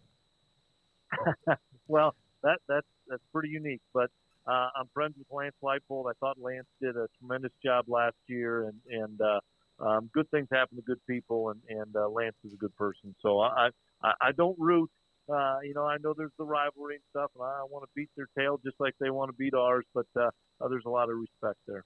Chris, Dave Aranda here at Baylor had the great year 2 years ago. Last year, you beat them badly here in Waco. What are your thoughts? He had 2-7, then 12-2, and then last year 6-7. Didn't end very well, but obviously trying to regroup. Your thoughts about coaching against Dave Aranda? Well, we both know this, and I'm friends with Dave, but the margin for error is so small. You look at their season last year, and they had so many tight ball games that for whatever reason didn't go their way late, and wins turned into losses, and that's just the margin for error is so tight and so small. But I know it's always going to be a really well coached team. I thought we played one of our best football games last year at Baylor, and it's a tough place to play. And we played our other best ball games at home against Oklahoma State, and in a game that didn't turn out the way that I thought from a score standpoint. I thought we had an opportunity to win, but that just goes to show you every week. You just got to have your A game, and you got to have great focus, and you got to catch a break once in a while with an injury, whatever it may be. But our league is so tough and so talented, and it's going to be a battle every week. And Dave's done a heck of a job there. If you don't mind, I want to ask you one more question about Will Howard. I know we had you on for quite some time. Did he ever come to you when it was like up and down of whether or not he was – you said he was always ready. He was always put in a tough situation. He was always ready. Did he ever, like, sit down with you and have one of those moments where you had to kind of tell him that or was it pretty simple? He knew where he was and knew his role and knew he'd get an opportunity perhaps? I'd say both. Will's a very confident person, but Colin Klein and I had tons of conversations with him because I saw greatness in him as an 18-year-old kid, as a freshman in the pandemic year, that there's a kid that's going to compete and going to work his tail off. And then he knew Skyler was the guy, and he backed up Skyler and came in and won some big ball games for us. And then this past year, Adrian went down, and he just always was ready. He always prepared himself like he was the starter, and he learned that at a young age here under Skyler. And that's why I know he's going to be successful in everything he does, is because he's got such a chip on his shoulder, and I thought he was the most improved player in the league last year, to be honest with you. And you could see the confidence growing. And at that game at Baylor, he threw some dimes now. I mean, he threw some strikes for some scores that didn't surprise us here because we see his work ethic and how hard he works. You know, Coach, when he came in after Adrian got hurt in that game, it was 7-0, I think, at the time. Yeah, when he came in and started playing, you could almost, and I'm sure you could because you knew it, but it just looked different than before. Like it was, oh no, this isn't like, oh, this kid's, having a great half. Like something's going on here that's against TCU pretty special. Too. Yeah. I thought against TCU where he just locked in and was not shaken at all. Confidence, and even more the amount of extra work he does with the receivers, tight ends, and backs, they believe in him. And that's a big thing. And Colin Klein and I have spoken a ton to Will through his 3 years here of us believing in him and how much we believe in him. And he believes in himself. The players believe in him. And that's what you want out of your quarterback and your leader is the belief that he's going to find a way to get it done, and he's done that. You are appreciative. We appreciate you being a part of our show. We've had you on. We'll see you hopefully at Big 12 Media Days in Arlington. Chris Klieman, Big 12 champion head coach at Kansas State. Thanks for your time, Coach. Appreciate it. Thanks for having me, guys. You too. Chris Klieman. Thanks to Ryan Lackey setting that up for us. Great stuff with Chris Klieman. And, man, they finished strong. I know Alabama thumped them pretty good like Georgia did with TCU, but those two teams repped the Big 12 down the stretch in the last month of the season. We had them at Big 12 Media Days in 21, that year after the COVID year. And then last year, but you were getting ringed. I got to go do that again, by the way. There's a second one. Nobody tells you that. No one told you that when you were going to get engaged that there would be another one that's bigger and a big diamond. I just thought that, like, you got the one, and then, like, she took it off, and you gave that to her. Oh. For like the wedding ceremony. So I got so dead wrong. I got to go back to Boozers. Paul, if Pete was around, he could have warned you of that. I don't know. I just never. I was so But anyway, he described the way the pandemic year went a lot better than I heard anybody talk about it. Where. And that kind of goes into what like Will Howard was going through. He said 18 years old, but when Will Howard got to Kansas State when that year started, he was still 17. Like he was a young freshman. So he's there a little bit younger than everybody else. And then all of a sudden, he's going to be the starting quarterback because Skylar Thompson's hurt. Mm-hmm. And then you have to be the starting quarterback, and the center on Wednesday and the center on Saturday are probably not the same guy. No. And it's going on everywhere, and you're 17 years old. Yep. 18 years old. Yep. And you've got to be like, okay, and you like – there's not going to be many people in the stadium, so that's good. But when you do poorly, the people that are going to be there are going to be mad at you, and they don't have a reasonable expectation for your success. So for him to be where he is now just tells you what Will Howard's got in here. Yeah, he's really. I thought when he came in against Kansas State against TCU, remember that was a fantastic game. Came in, they didn't seem like they missed a beat. I don't have all the stats in front of me, whatever. And then what he did in Waco. I think it was 7-0. Kansas State had scored, and then they boat raced Baylor. They took Baylor, basically pooped in their backyard and made them like it, 31-3. That was an absolute ass kicking. Well, and that was where you kind of knew that it wasn't held together very tightly at Baylor in that game.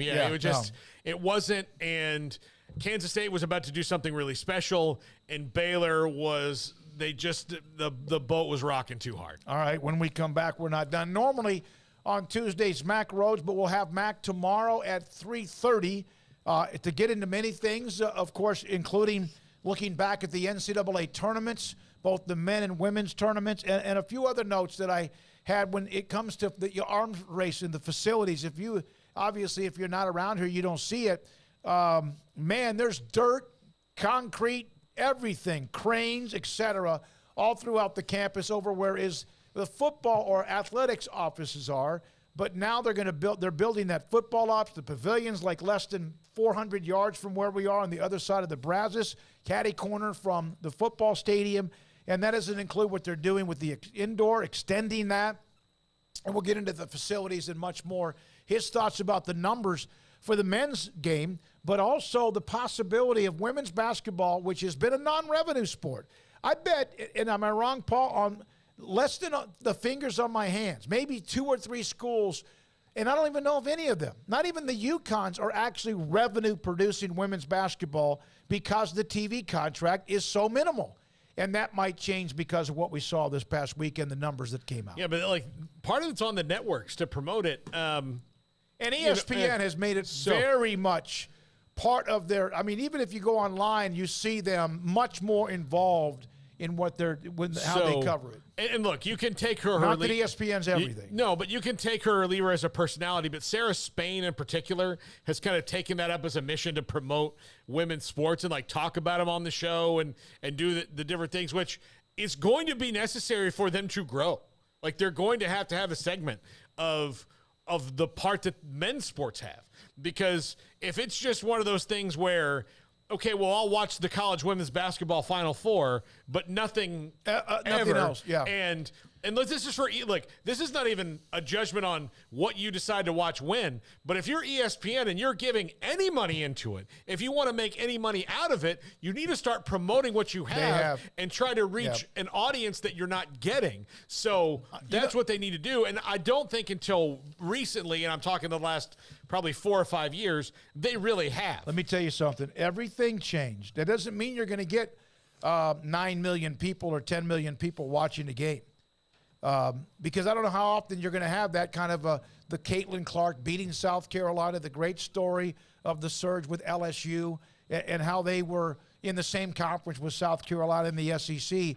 I think a lot of places, when you had the blowback on the facilities and the amenities in San Antonio, which was the year that Baylor won the national title up in Indianapolis, but down in San Antonio, when you showed, they had pictures of the weight room, and it was, I think that's when a lot of people, including especially the NCAA first, but others said, okay, we've been talking about people supporting it, but as Paul also has said many times before, then we break. You can sit there and say, well, we need to get more money, but the women need to go and watch the games too. Yes. Not just what is normally, when it comes to women's basketball, is normally an older crowd. Women in general. And I think they need a younger crowd. The younger crowd. The college kids.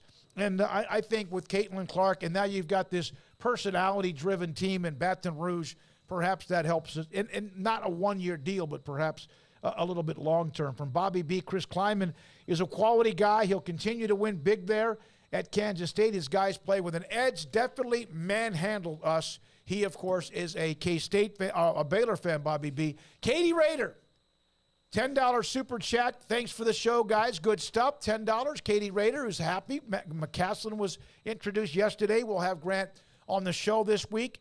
Ross Hodge from North Texas this week. Not done. Sunny Dykes will join us in 40 minutes or so, head coach at TCU. And again, somebody just asked, where's Mac? He's going to join us tomorrow. Mac Rhodes, Baylor's Director of Athletics, at 3:30. This is 365 Sports. Marco's Pizza. I was going to order one today, but Emery's here. That's it.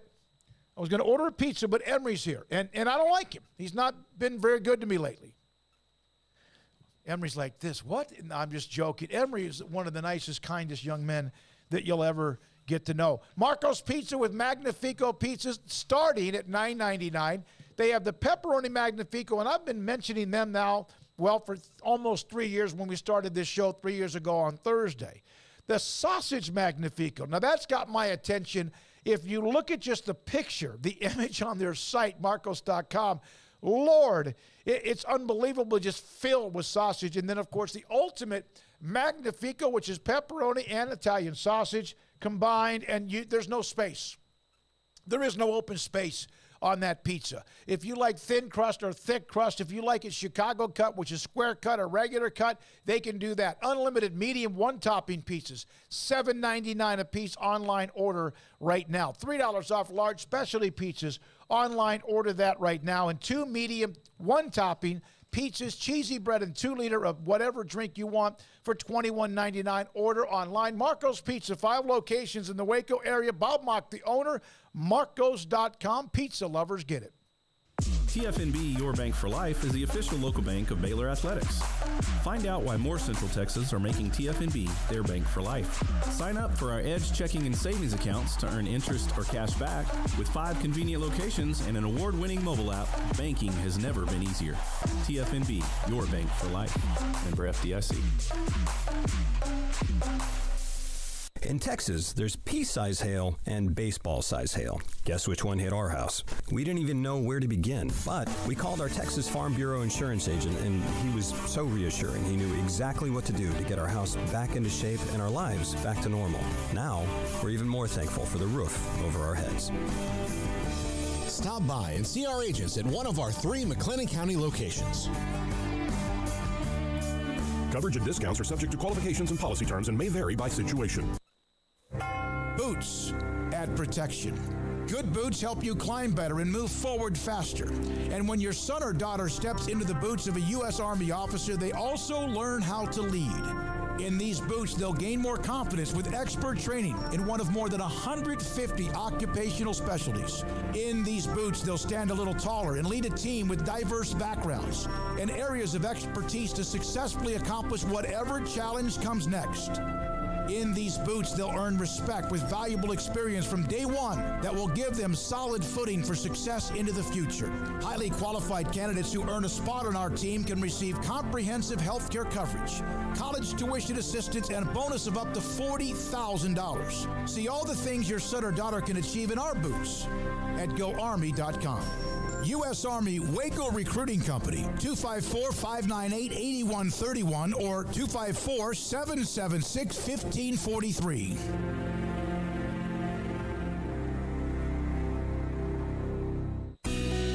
Camille Johnson Realtors guide you seamlessly through the process of buying your dream home or selling your current one. Commercial, farm and ranch, or residential, Camille Johnson Realtors can smoothly and successfully lead you through any transaction. With a team of 28 experienced agents who are excited about serving you, Camille Johnson Realtors services the entire greater Waco area. If you're in the market to buy or sell, contact Camille Johnson Realtors, 104 Midway Center in Woodway, or find them online at www.camillejohnson.com. Camille Johnson Realtors, elegant, charming, warm. Welcome home.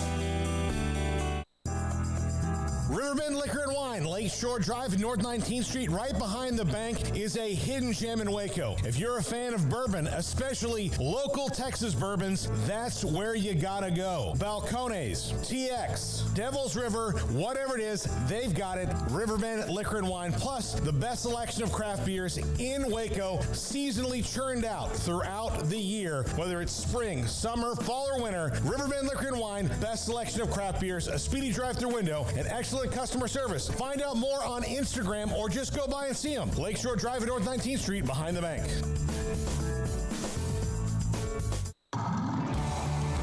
Waco Custom Marketplace is your hometown grocery store with a full-service butcher shop and bakery. Hi, this is David Smoak. The Butcher Shop can take your customized orders for seafood, pork, and poultry and custom cut your favorite steaks from bacon wrapped fillets to T-bone to bone-in ribeyes. Cut specifically the way you want. They have Norwegian salmon fillets, catfish fillets, sliced ham or turkey and lunch meat, variety of cheese available, and several options of sausage links.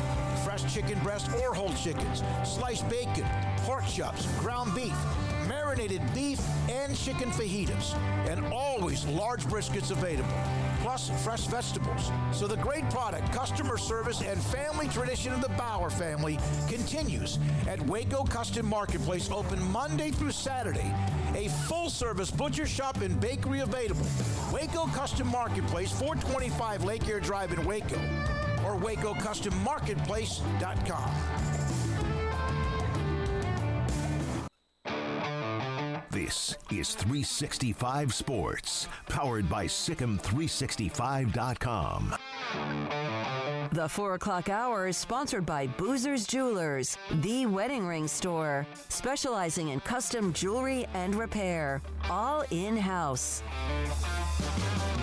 Now here's David Smoak, Paul Catalina, and Craig Smoak. Craig and Jack McKenzie are at Baylor football, what is part of an open window of practice. And then a little bit after 6 o'clock or so, give or take 20 minutes, there will be a media session today. Do you ever look around like social media and see, like, we've never really gotten, I think in my years here, I've seen one full practice at Baylor, like where it's, you know. Oh, no, it's.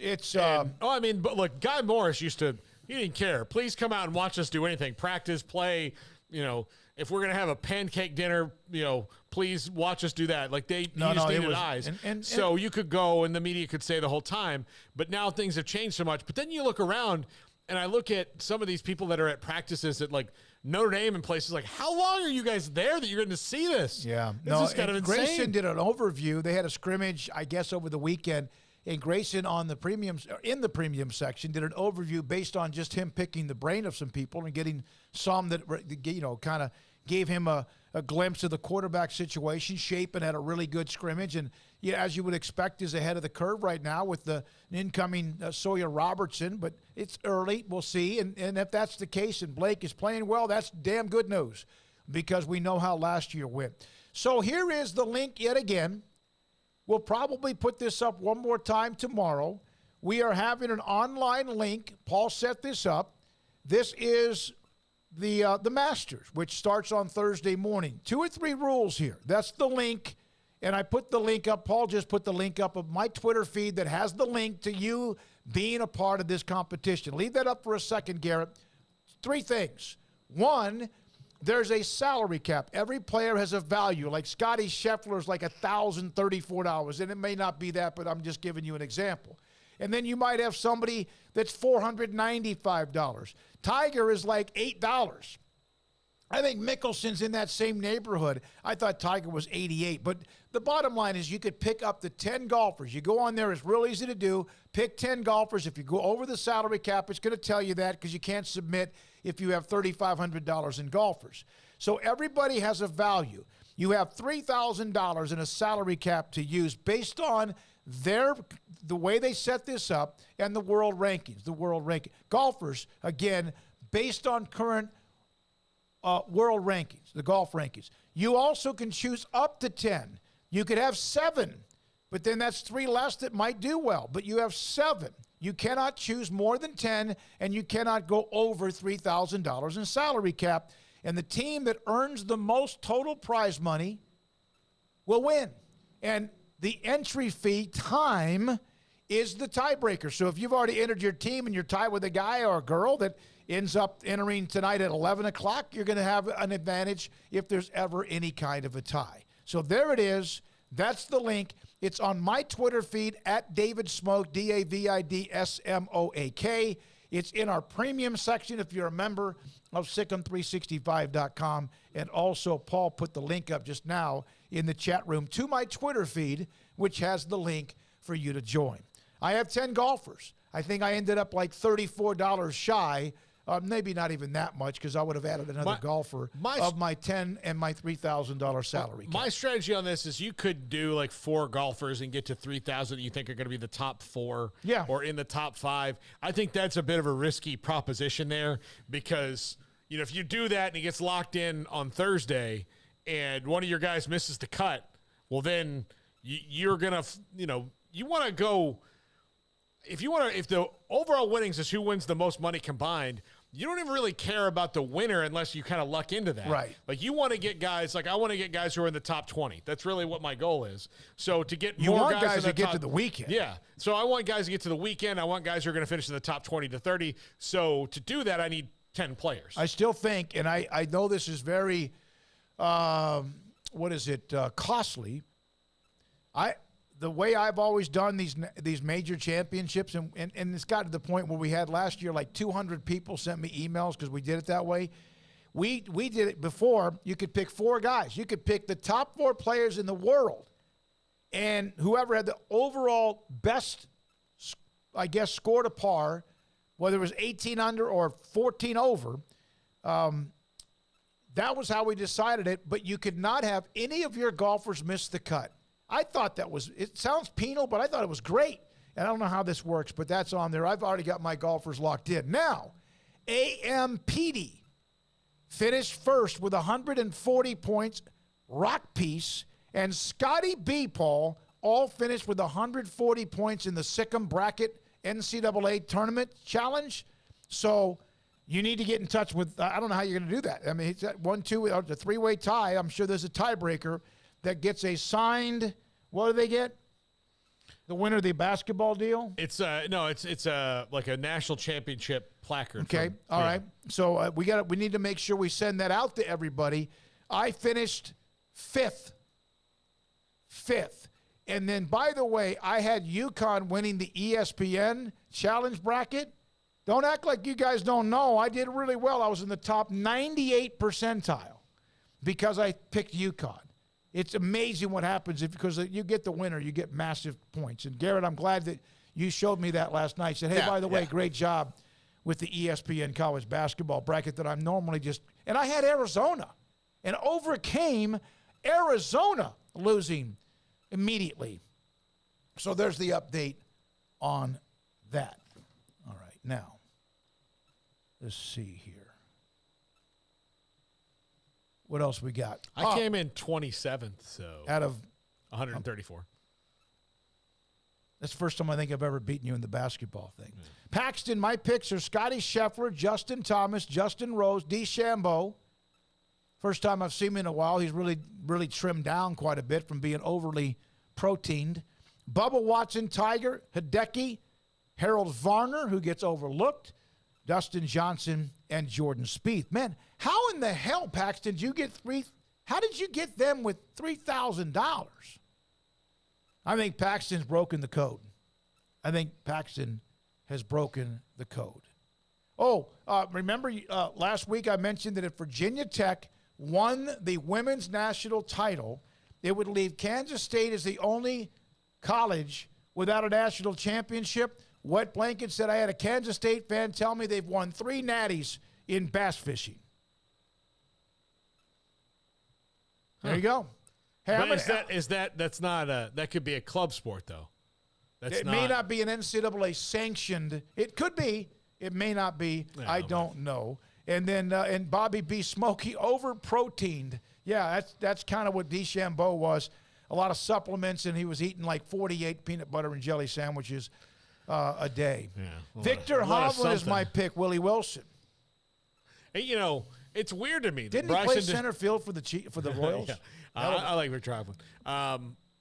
It's amazing to me that Bryson DeChambeau can play golf with his head so far up his own ass. But, I mean, do you know how good he would be if he could just chill? Like, that's his issue. I think he's been neutered a little bit. Yeah, but it sometimes surprises me. You get these guys with so much talent, and they have so little self-awareness or ability to relax. The fact that Patrick Reed won the Masters pretty much out of spite for his own family who lived, right there, is always fascinating to me because he's very talented.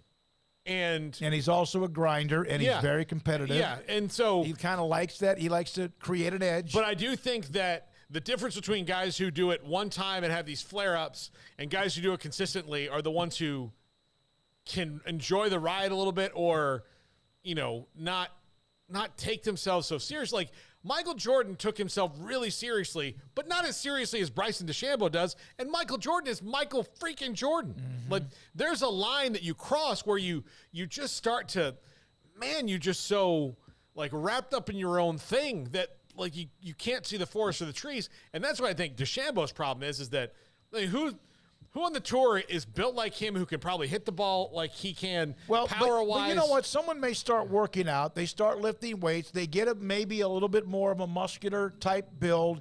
And then how many of them then turn to something else to get to be overbulked like they lose what is the reason they were working out? The other thing that you can say about that, about, working out and all that, it like the workouts that Tiger did cost him passing Jack Nicklaus.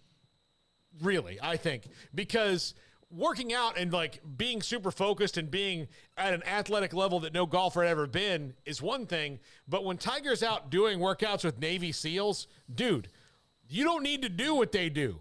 They are doing so like you need to work on how you can get the best be torque. more flexible and keep your power. Yeah, get the most torque through a ball. Yeah, but that might have been a bucket list thing, and he had the opportunity. But he did it for way too long. It's like I was going to go skydiving, something that no one, whoever has known me, would think I would ever want to do because I'm afraid of heights. And I was there, remember? Mm-hmm. And then they had low clouds, and they didn't clear enough. I had to come back.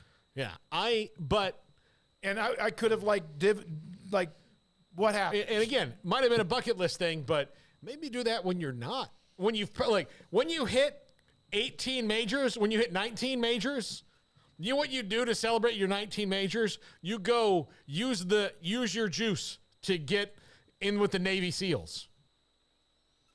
You don't do it when you're still trying to get there because ultimately I think it hurt him in the long run. Hank Haney kind of had said as much. It's like he changed his workouts and he had changed his game. He almost got bigger. And he had to update it because, again, nobody's ever Jack Nicklaus proofed a course or Arnie proofed it or Phil proofed it. I mean, Phil kind of does that on his own sometimes, but they sure as heck Tiger proofed some things. Yeah. And so, he had to change his game because people were designing courses specifically to make it harder for him.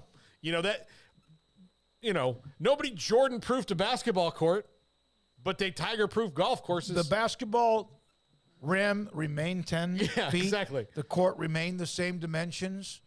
But with Tiger, Willie Wilson, Victor Hovland played at Oklahoma State. Yeah, I know. Yeah, he really is kind of not disappeared, but he's kind of been hit and miss.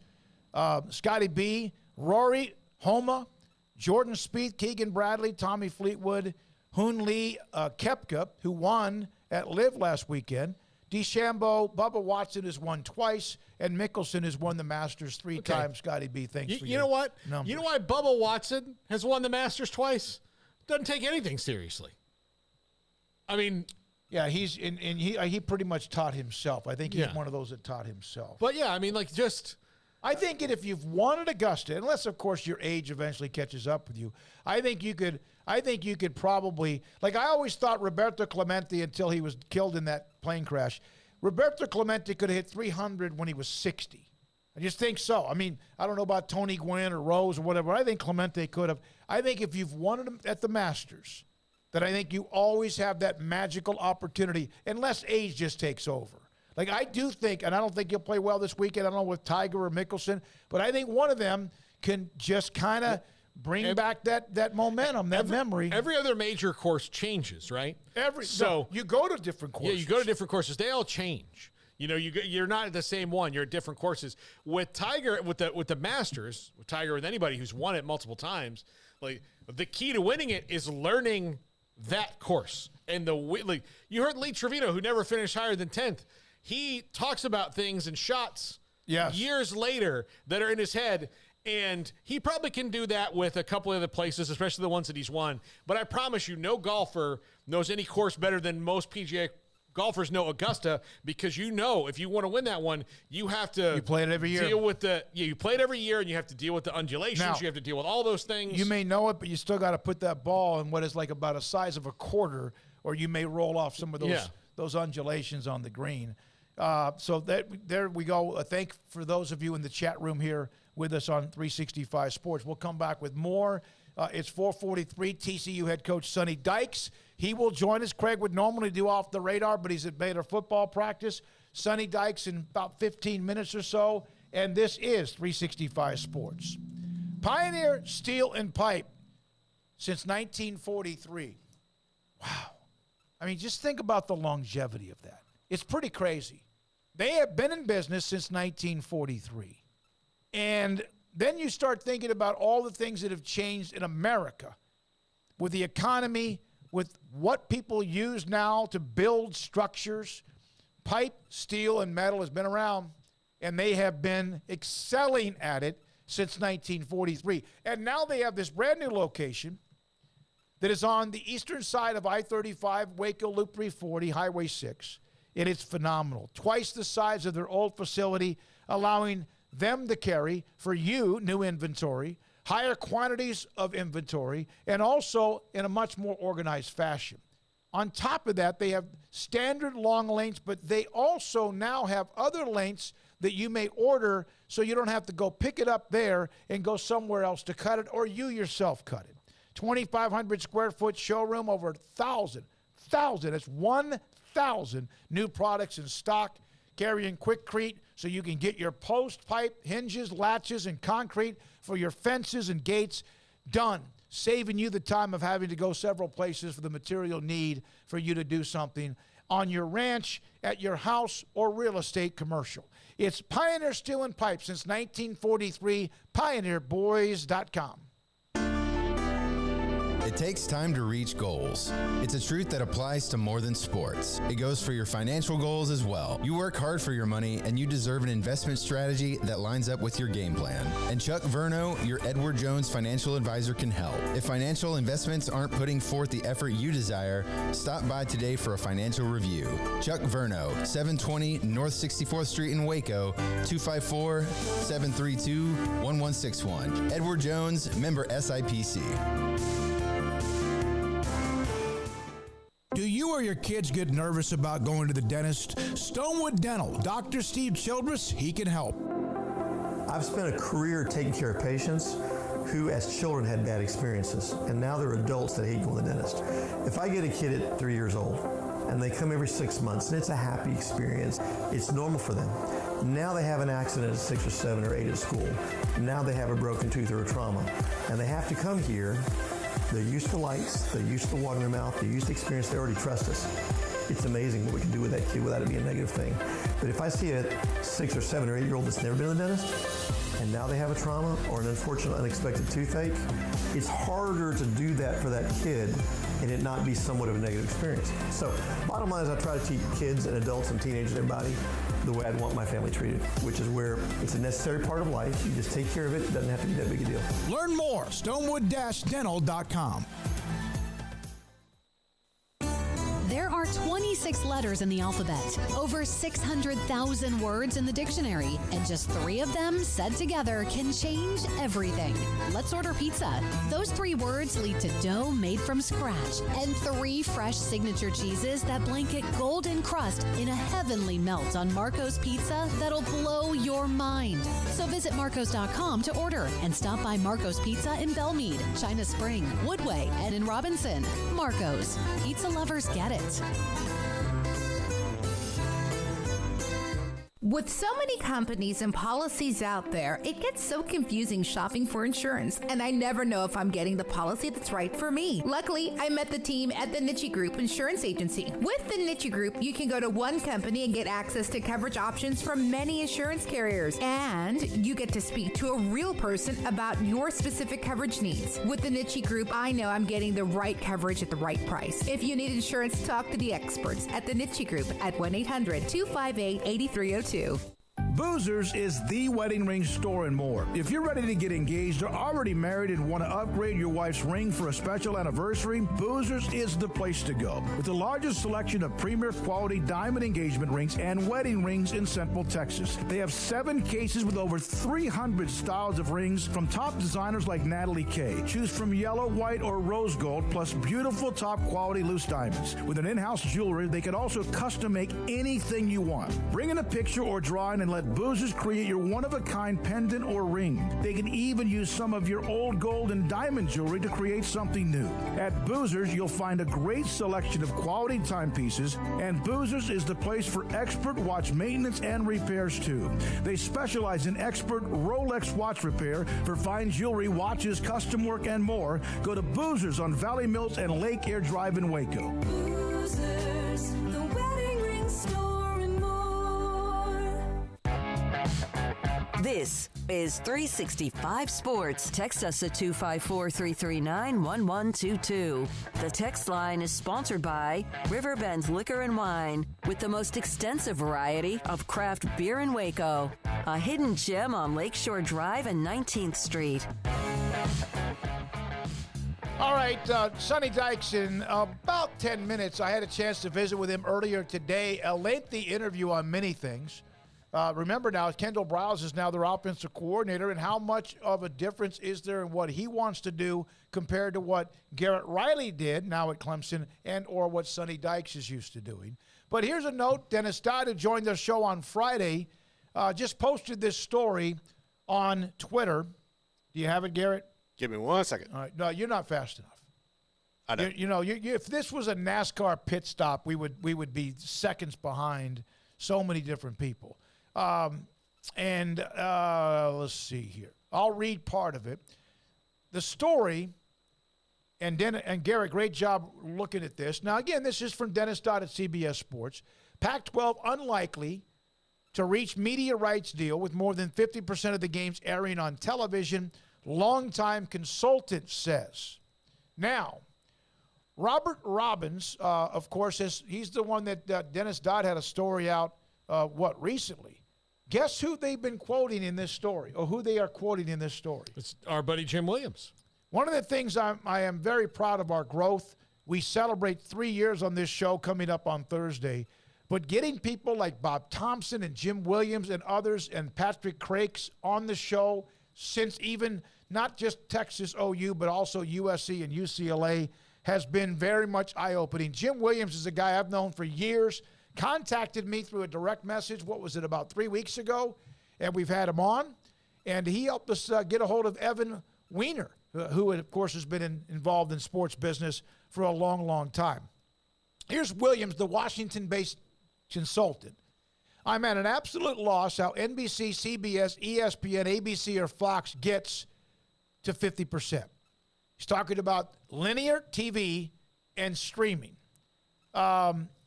He said he wanted to go on record, this is according to Dennis Dodd, with comments being repeated throughout the sports media. The Pac-12 may be running out of time in getting most of its content seen on a major linear or TV network. I don't know how anybody could sit there and assure you of that. We're going to have that much linear. I don't see how they get there.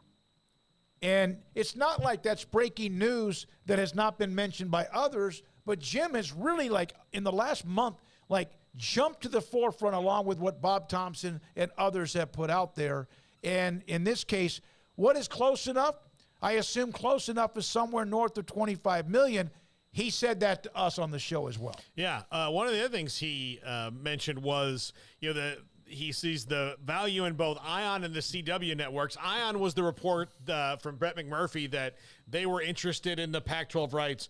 They are in 37 of the 50 markets, according to this article. And then he also mentioned the CW, which is we're on every single night with Sports Tonight, which is 100% of television media markets.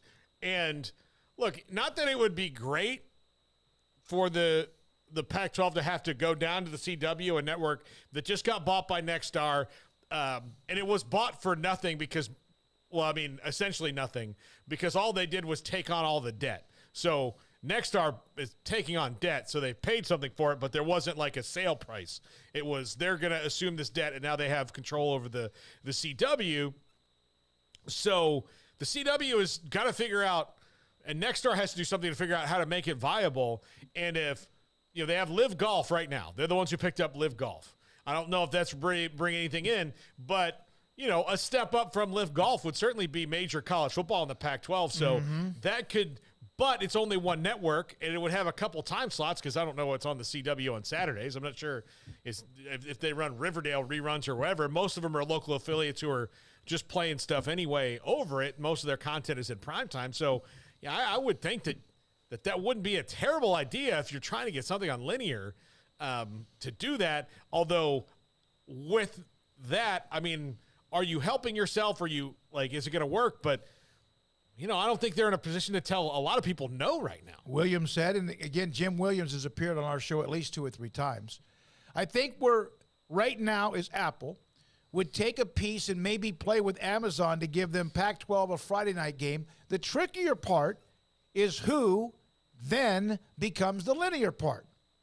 Because you may want to sell that, but at the same time, someone wants to buy it, right? So Jim Williams mentioning that. How are you going to tell Apple yes? How do you tell Amazon yes if you've got ADs and presidents who are saying, no, we can't do this? So those are some comments and quotes from Jim Williams in the Dennis Dodd story on CBS Sports. And Dennis, of course, has been covering realignment, and everyone has taken sides on what members of the media. One of the things I hope, and not everybody agrees with me or us, but I hope what we've always tried to do was give you as much of both sides. If somebody reports something, we're going to mention it, and do our due diligence, report it, and then even get them on the show. And but it's been real quiet. And then with the President Robbins of Arizona out of the country for a couple of weeks at Kazakhstan, right? Kazakhstan. Yeah, he's out for a couple of weeks as well. I just said to Jim Williams, you've become a rock star. I don't know about rock star, but I really appreciate you guys for helping me get back in the public's eye. He's really good at what he does. And it'll be a roundtable discussion with Bob Williams, Jim Williams, and Bob Thompson, Jim Williams, and Patrick Crakes at one time. Yeah, that would be awesome.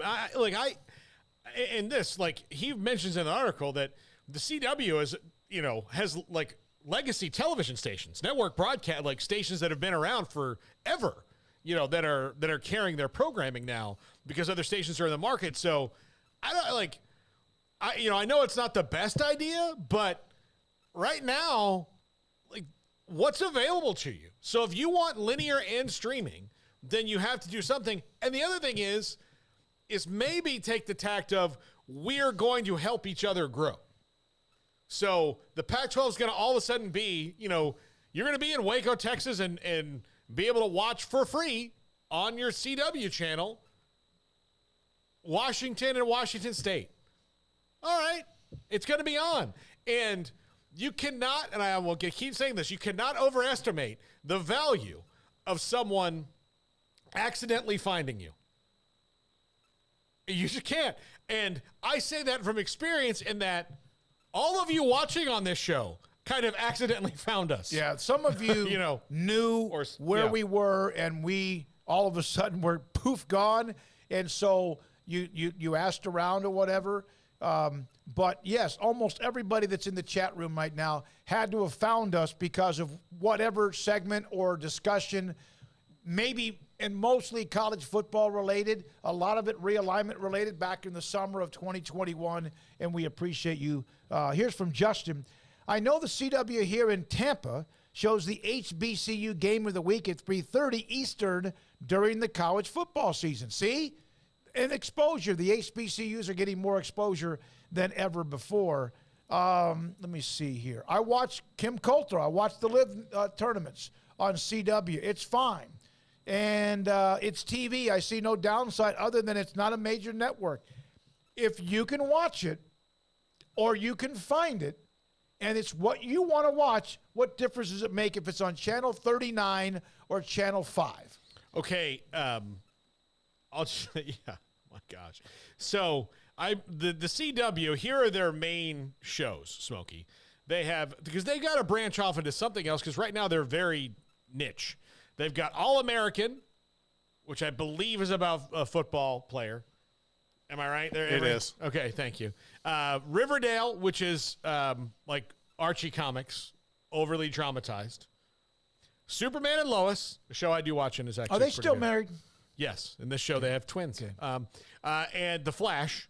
They've got Dark Matter. I don't know what that is. Gotham Knights, which is a terrible, awful idea of a Batman show. And then, like, other things kind of Wouldn't it be randomly. nice if somebody could just make up a new fake superhero?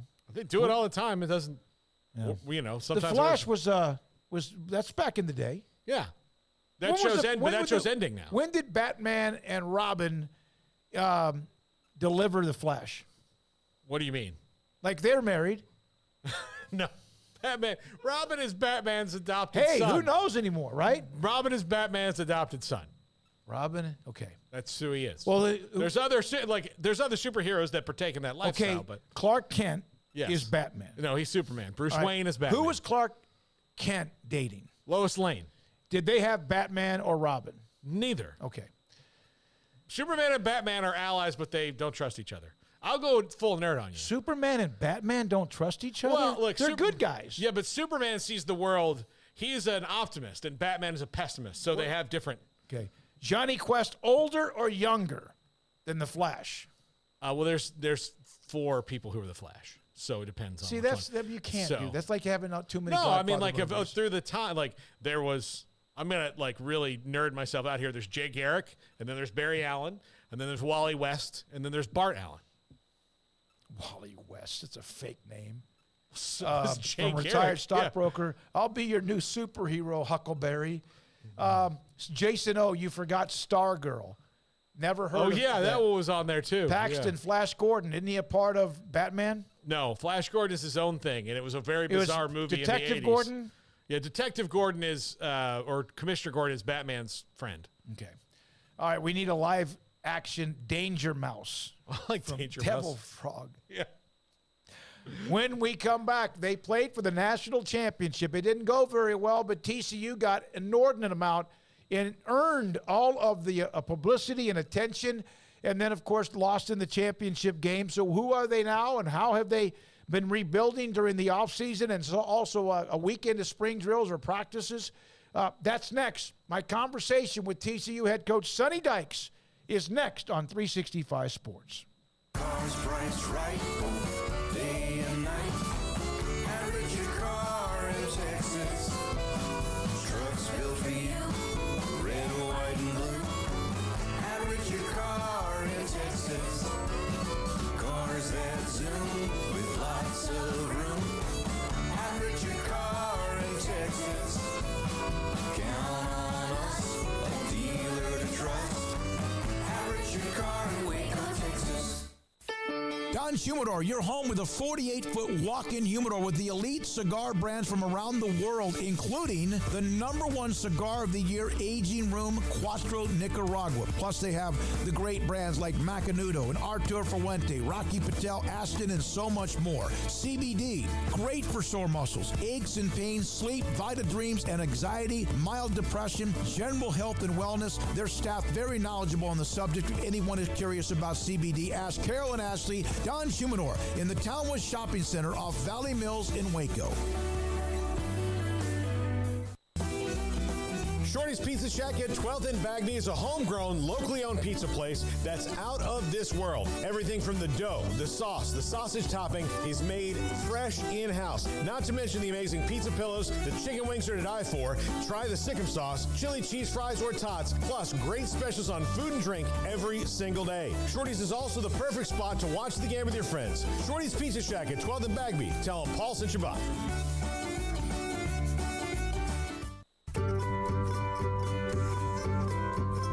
You want to know why Stonewood Dental is so successful? Listen to what happy customers have to say. Pleasant. It's different than any other dentist office. I really feel like they care. And it's not that you're here for 2 hours waiting on someone to take care of you. It's quick and easy, and I bring my kids, and my kids love being here too. They really love the treasure box. Staff is really nice and accommodating, real friendly. You feel more like home. It's not sterile looking. Everybody has their own personalized rooms with decorations and decor, and they'll even have a blanket for you when it's cold. I've recommended people to actually come here, and they are patients now. I really love it here. It feels like family. Learn more, stonewood-dental.com.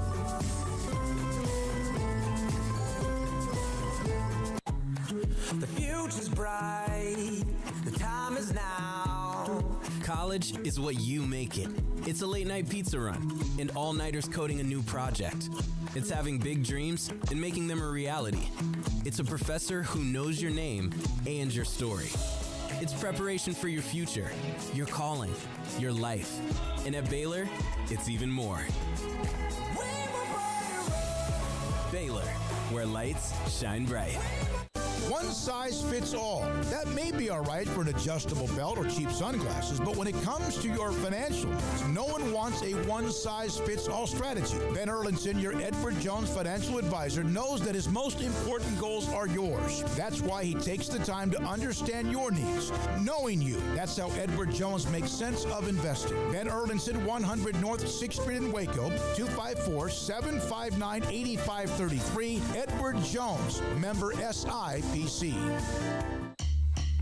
This is 365 Sports, powered by Sikkim365.com. The 5 o'clock hour is sponsored by Edward Jones Investments with financial advisor Brad Wilson. Investing is time and experience back to you and your money during today's changing times. Edward Jones, making sense of investing. Now here's David Smoak, Paul Catalina, and Craig Smoak.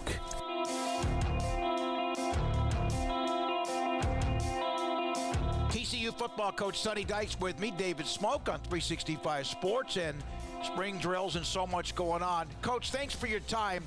How do you make sure when you have such success as you had that nobody forgets how you got to that point in the first place? Yeah, David, thanks for having me. I think you have to realize that, every single team is different. Last year's team, went 12-0 in the regular season and, won a game in the college football playoff and, did accomplish some good things. And this year's team really hadn't done anything. I mean, we've had, we talk about it all the time. We've had 9 good spring practices is about the extent of what we've been able to accomplish with this group. And so, I think you have to recognize that.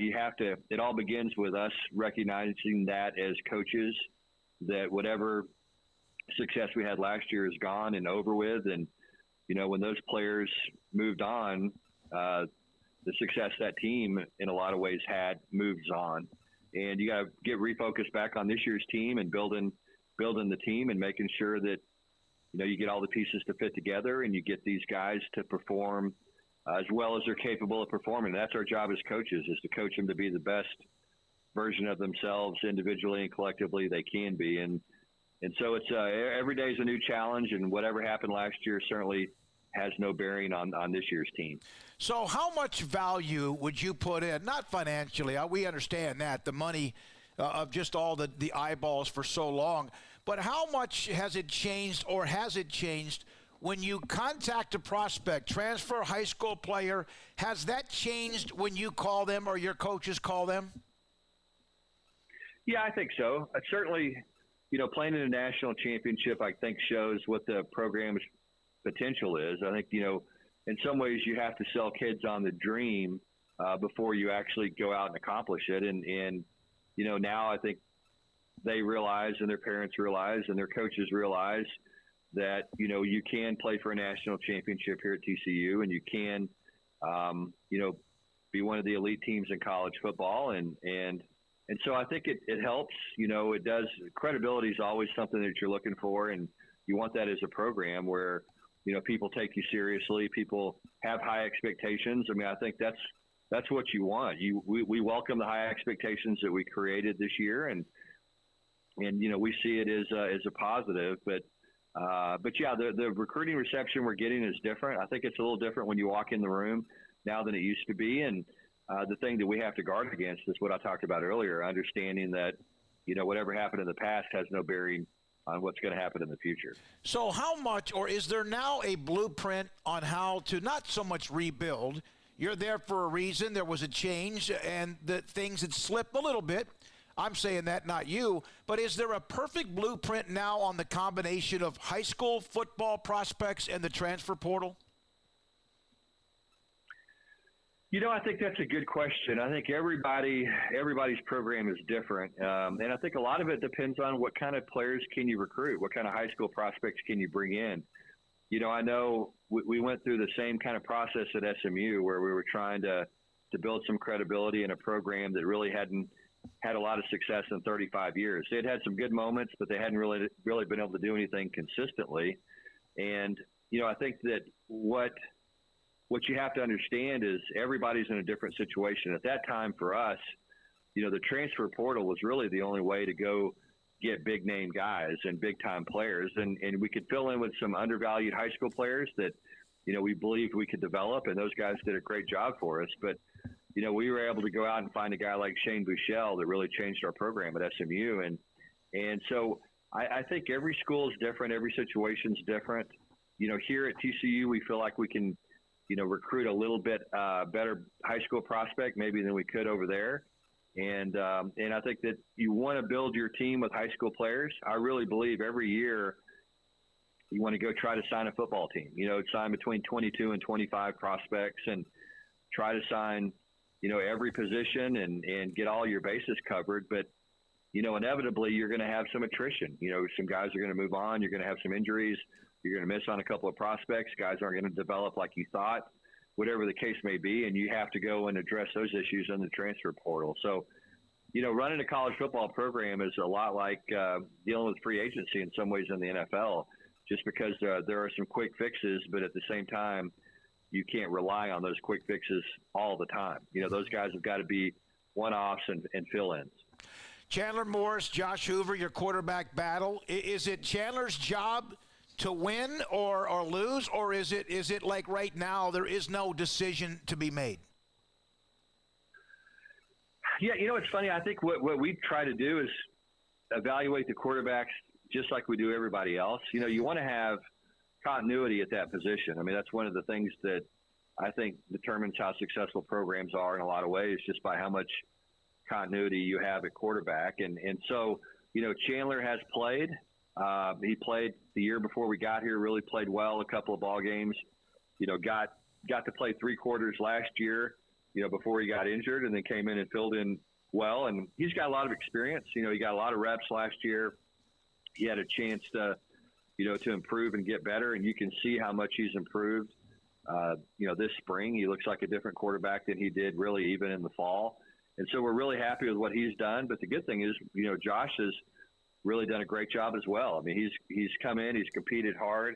I think he puts pressure on Chandler every day by the way that he goes out and performs. And so, we always want to have competition, and our job is to always find, play the best quarterback, whoever it is. And I think, again, from an experience standpoint and a repetition standpoint, we feel really good about where he is. But at the same time, we also love the way Josh is competing, and, we feel good about that position. Kendall, now your offensive coordinator, Kendall Briles. Mike Spradlin, I believe, was Hoover's head coach at Heath. He's a Briles protege from the time he was on staff at Houston. Does that help a little bit with Josh understanding maybe that offense? Yeah, I think so for sure. Yeah, I think so. Our offense isn't that much different really than it was in terms of what you ask the quarterback to do. Now, how you get there is a little different, and some little nuances and communication things and all that are different. But, I think his skill set really fits well with what we're trying to do on offense. And really, quite frankly, so does Chandler's. I think they're both probably a little better suited to run this offense maybe than the one we were running in the past. And so I think it's worked out well. How much does the time that Hoover on the road, I was told he roomed with Max Duggan on the road, how much can that rub off on him, watching kind of how Max went about his business? I think that's really valuable. I think anytime that you have a chance to see, Max and the ups and downs that he had last year in terms of, losing the job to Chandler in preseason camp and Chandler getting injured and Max kind of stepping in and having the kind of season he had last year. I think everybody really benefited greatly from, watching Max and learning from Max. And as you said, Josh got to spend a lot of time with him in the quarterback room every day, on the practice field every day, in a hotel room when we traveled. And all those things will rub off on him. And Josh is already a really mature guy, really focused. But I think when you have a chance to see that up close and personal, you can't help but benefit from having a chance to watch that and to learn, all the things that Max had to go through last year, the good and the bad and everything else in between. And so I think he probably benefited greatly from that experience. Sonny, is there much of a difference with what Kendall brings as far as his offense compared to what you had with Garrett Riley and, of course, what you've done for years? A little different. I think that one thing that will happen is we'll pare things down once our quarterback gets comfortable with certain concepts, and then we'll add a couple of new things, I think, probably over the summer that, really fit what our guys want to do. And then the key for us is just to get a package that, number one, we're comfortable with and the quarterback's comfortable with, and number two, that we can execute at a really high level, and number three, gets the ball to the best players. And I think that's always the focus, we're trying to do is think players, not plays, and make sure that we're asking our guys to do things that they're capable of doing and not asking them to do things that they can't do. And so we'll sit down at the end of spring and evaluate what we're doing on offense. And I love what we're doing. I think that, Kendall's really smart, really sharp, has a great rapport, not only with the quarterbacks, but with all our players on offense. And I think we'll grow offensively because of that. And I think the good thing is we've got a lot of different ways to get some pretty talented players the ball. And I think these quarterbacks, can do a great job of executing this offense. Does your defense right now maybe have a little bit of a tick faster, that they may be ahead of the curve with the experience you have coming back and the fact you're trying to install a few new things on offense? Yeah, for sure. Yeah, we had a scrimmage on Saturday and felt like the defense was a little bit ahead of where we were offensively. But the good thing that I was excited about was when we came back on Monday, felt like the offense had a great day on Monday. And that's what you want to see, during spring ball. You want to see the offense look really good one day, and then the defense battle back, and then the offense battle back. And you want to see a good back and forth between those guys. And typically when you have that, that's when you normally have a good team. Because, in today's college football world, you've got to be able to play defense, and you've got to be able to score points. And you can't just have one side of the ball if you're going to be successful. And so, it's important to us to have that competition every day, and one side to really – have a lot of success one day and the other side to battle back the next. Sunny Dykes with us on 365 Sports. Okay, Trevius Hodges, I covered him. I did the games on radio we did for him at Midway. Covered Quentin when he was at Temple. They had great careers at TCU. Avila, the guard, he's going to get drafted. What Max ends up doing will be interesting. How much will that also be a part of TCU because of what you might be in the exposure during the NFL draft? It's going to be a lot of fun. I'm excited to see, what happens with Quentin. I think he's a guy that's got tremendous upside as well as he played for us this year. He's capable of playing a whole lot better and can continue to develop, I think, into a really special NFL wide receiver. So it's going to be fun to see what happens with him. As you said, Steve Avila is going to get drafted, pretty high. I think Kendre Miller, our running back, will get drafted, and then I think we have a lot of guys that, rounds 5, 6, 7 have an opportunity to go and potentially get drafted as well. So, draft day is always a fun day. It's the start of these guys' journeys into pro football. And it's like we say all the time, it doesn't really matter if you get drafted, if you're a first rounder or if you're a free agent. The important thing is you get an opportunity, and now you got to go make the most of that opportunity and make sure that you're prepared to be a pro. And it's a hard thing. The guys have got to do a great job of being in shape and being ready as they go into fall camp or mini camps, rookie mini camps. And those guys have got to be, prepared, and they've got to be, they got to work hard, and they got to study hard, and they get an opportunity, and now it's up to them to make the most of it. But it should be a fun day for us. And as you said, I think it's like anything. The more players you have that get drafted, well, then again, that just goes to show that you are a credible football program, and you can develop guys, and you can, produce some pros. And I think this year's class ought to be a fun class. Sonny, the Big 12, it's bigger. It's 14 teams, at least for 1 year. And then, of course, Texas, Oklahoma. Now we know that the official exit. Your thoughts about this season, how unique it might be? Yeah, it's definitely going to be different. I think it's, I don't know that any other leagues very often have played a season when they realize, okay, this is the last year for two of the members. These guys are moving on at the end of the year. And, with the addition of 4 new teams coming in, it's very, very different. It's going to not be the round robin schedule that the Big 12 has had in the past. You're not going to have an opportunity to play everybody. It's going to be more of the scheduled draw in some ways is going to determine or help determine who the conference champion is, which is, never a good thing, I don't think, but it's just the way it has to be when you're dealing with a 14-team conference and then a 12-team conference moving forward. So it does make scheduling really important, and which teams are you going to play, and where are you going to play those teams, and when are you going to play them? All those things become even more important than they already are. When you're playing for a league championship and you don't play all of the teams in the league.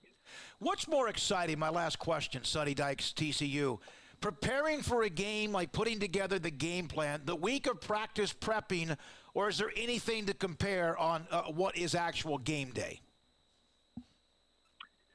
Yeah, it's funny. I'm one of those people. I really enjoy practice. I love spring ball. What I love about spring football is you get 15 chances to go out there and get better. You're not worried about, an opponent.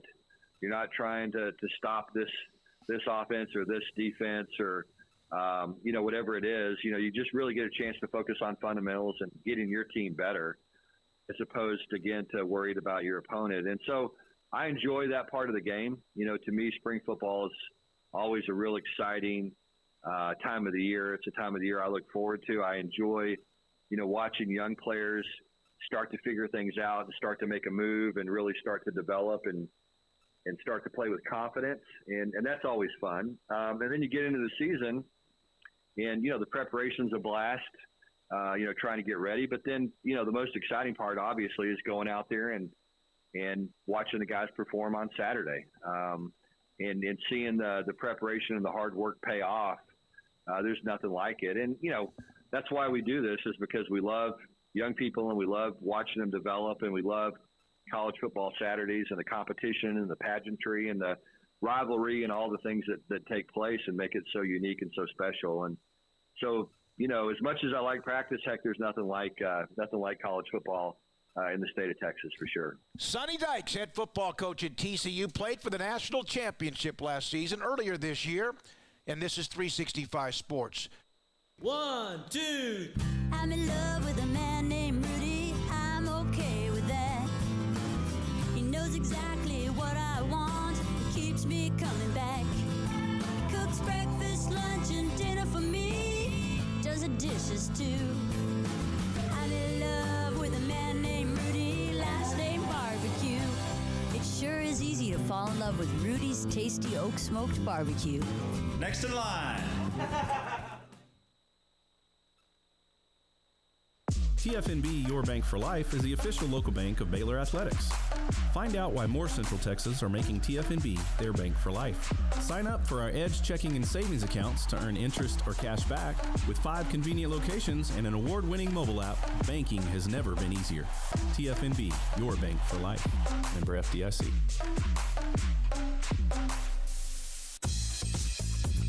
Baylor Scott and White Southwest Sports Medicine and Orthopedics, the team physicians for Baylor Athletics, diagnosing and treating all sports-related injuries, including concussions. These specialists also provide orthopedic services for athletes and non-athletes alike, whether it's knee or shoulder pain, a wrist injury, orthopedic spine care, and even an arthritis and total joint clinic. Trust the doctors Baylor Athletics trust. Baylor Scott and White Southwest Sports Medicine and Orthopedics wants to get you back in the game.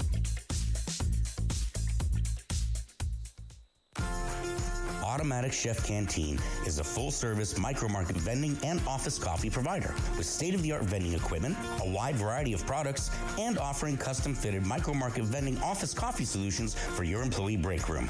You want a full break room solution and a workplace oasis? Well, Automatic Chef Canteen, locally owned and operated for over 50 years in Central Texas, also includes in-house mechanics on call 24/7 for fast, reliable service and maintenance. Automatic Chef Canteen, 6900 Imperial Drive in Waco, or online at automaticchefcanteen.com.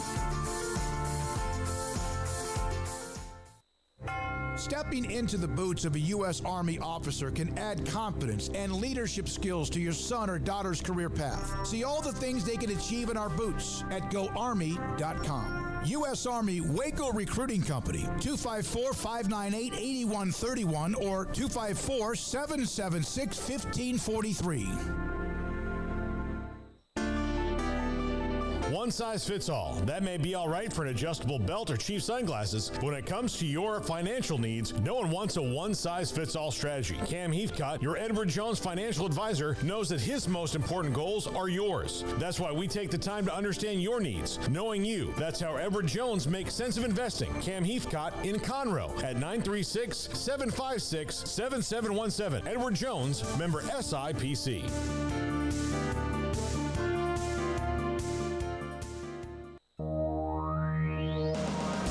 Welcome back to 365 Sports. It's time for our weekly segment with NFL Hall of Fame columnist John McLean. Brought to you by Pioneer Steel and Pipe, where customer service is their main focus, and best in metal, steel, and pipe for large or small projects, with 2 locations in Waco and Bryan. Family owned and operated since 1943. Read John's work at gallerysports.com and sportsradio610.com. John McLean, Hall of Fame columnist with us, 365 Sports. John, we were mentioning the story about Jalen Carter and Drew Rosenhaus. He's not going to visit anybody unless they have a pick in the top 10. Is that kind of status quo, or is that a little bit unique? I think that's a little bit unique because, say if Tennessee, which has the 11th pick, called him and said, well, we might want to draft him and play him next to Jeff and Simmons. Can you imagine? Because they drafted Simmons when he had big-time baggage where he had hit a woman. Well, it turned out that woman was swamping on his sister, and she was a lot bigger. And he shouldn't have done it. There was video of it, but they liked him, and they convinced the owner, Amy Adams Strunk, it was not going to be an issue, and it hadn't. He's been a great player. So I think if a team just outside the top 10 wanted to talk to him, of course, it could be arranged. John, do you think they're trying to will it into existence that he's still? I don't see him falling out of the top 10 either way, but it's not like he gets to pick where he goes if he falls out. I don't think he's going out of the top 5. I think Seattle with the 5th pick, needing defensive players desperately. Last year, Seattle had a fabulous draft, the best in the NFL. They got a running back. They got 2 starting offensive tackles. They got a great corner, and they want to build a front 7, especially the pass rush. Well, they proved in the past they'll take anybody. They don't care about character. And so he would be perfect for Seattle at 5. I think if he got down to the Bears are desperate for linemen on both sides of the ball. There's some really good offensive tackles, but he's higher rated than any of them. But I've had Seattle. My 4th mock draft will be out this week on gallerysports.com, and I may stick with Seattle taking him at 5. He's just too good for Pete Carroll to pass up, knowing how they want to build their defensive line. A lot of people haven't taken Tyree Wilson, and maybe indeed they will, and he's a good prospect, but he's not the prospect that Jalen Carter is. But Carter, you don't just worry about issues off the field. You worry about him getting being in shape. He was not in shape at his pro day, which is pretty stupid. And but there's a lot of prospects who had problems in college, especially with hitting women. Tyreek Hill, Joe Mixon, Kareem Hunt, those guys. And once they got to the NFL, they didn't do it. They took a lot of criticism for giving them Frank Clark was another one, kicked out of Michigan State for beating up his girlfriend. And once they get to the NFL, there's a lot of criticism of them, but none of them has had, a relapse. None of them has done it again that we know of. And so that's why I think Jalen Carter, he was racing and two people were killed and he was not charged with a felony. I think that somebody's going to take him. Arizona needs defensive lineman at 3. Will Anderson Jr. has great character. He's great edge rush prospect, and Jalen Carter's a great interior prospect. And I don't think he'll be there outside the top 10. Philadelphia at 10, I'm sure they'd take him. They took Jordan Davis, his teammate, last year, but I think you're dreaming if you think he's going to get down to 10. John, I've seen a lot, and I know it's just draft talk and it's social media, so I'm not putting a ton of stock into it, but it did pique my curiosity. There's an obsession, or at least Twitter is the algorithm has put it in my face constantly. Bijan Robinson and the Eagles, Bijan Robinson and the Eagles. Would they take him top 10? Is he that kind of an elite running back prospect, or anyone for that matter, or is he still probably most other running backs where you're looking at maybe a bit farther down the line? Bijan Robinson and Will Anderson might be the two best prospects in the draft. Fair enough. Everybody's got him in the top 5. There's nothing he can't do. Great character, hard worker. You guys watched him. He can catch the ball as well as most wide receivers. He's fast. He breaks tackles. He has great elusiveness, and he can line up in the slot, line up at wide receiver. He can start in the backfield and go in motion. And I don't know many linebackers that can cover him. Philadelphia let its leading rusher, Miles Sanders, leave in free agency. They got 2 backup running backs. They like to run the football. They don't want Jalen Hurts running as much as he does.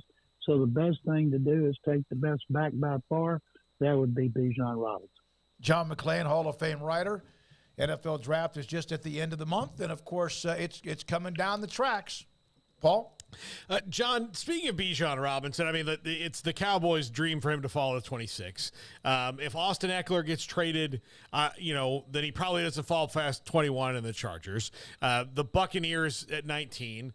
So, I mean, I can keep thinking of teams that would take him before, but the Texans at 12, I know they have other pressing needs, but if he was there, I mean, they're running that wide zone offense now that with DeMeco Ryans there. Would it be crazy if they took him? Yeah, they're not going to take him. They have Damian Pierce, who they loved last year as a rookie.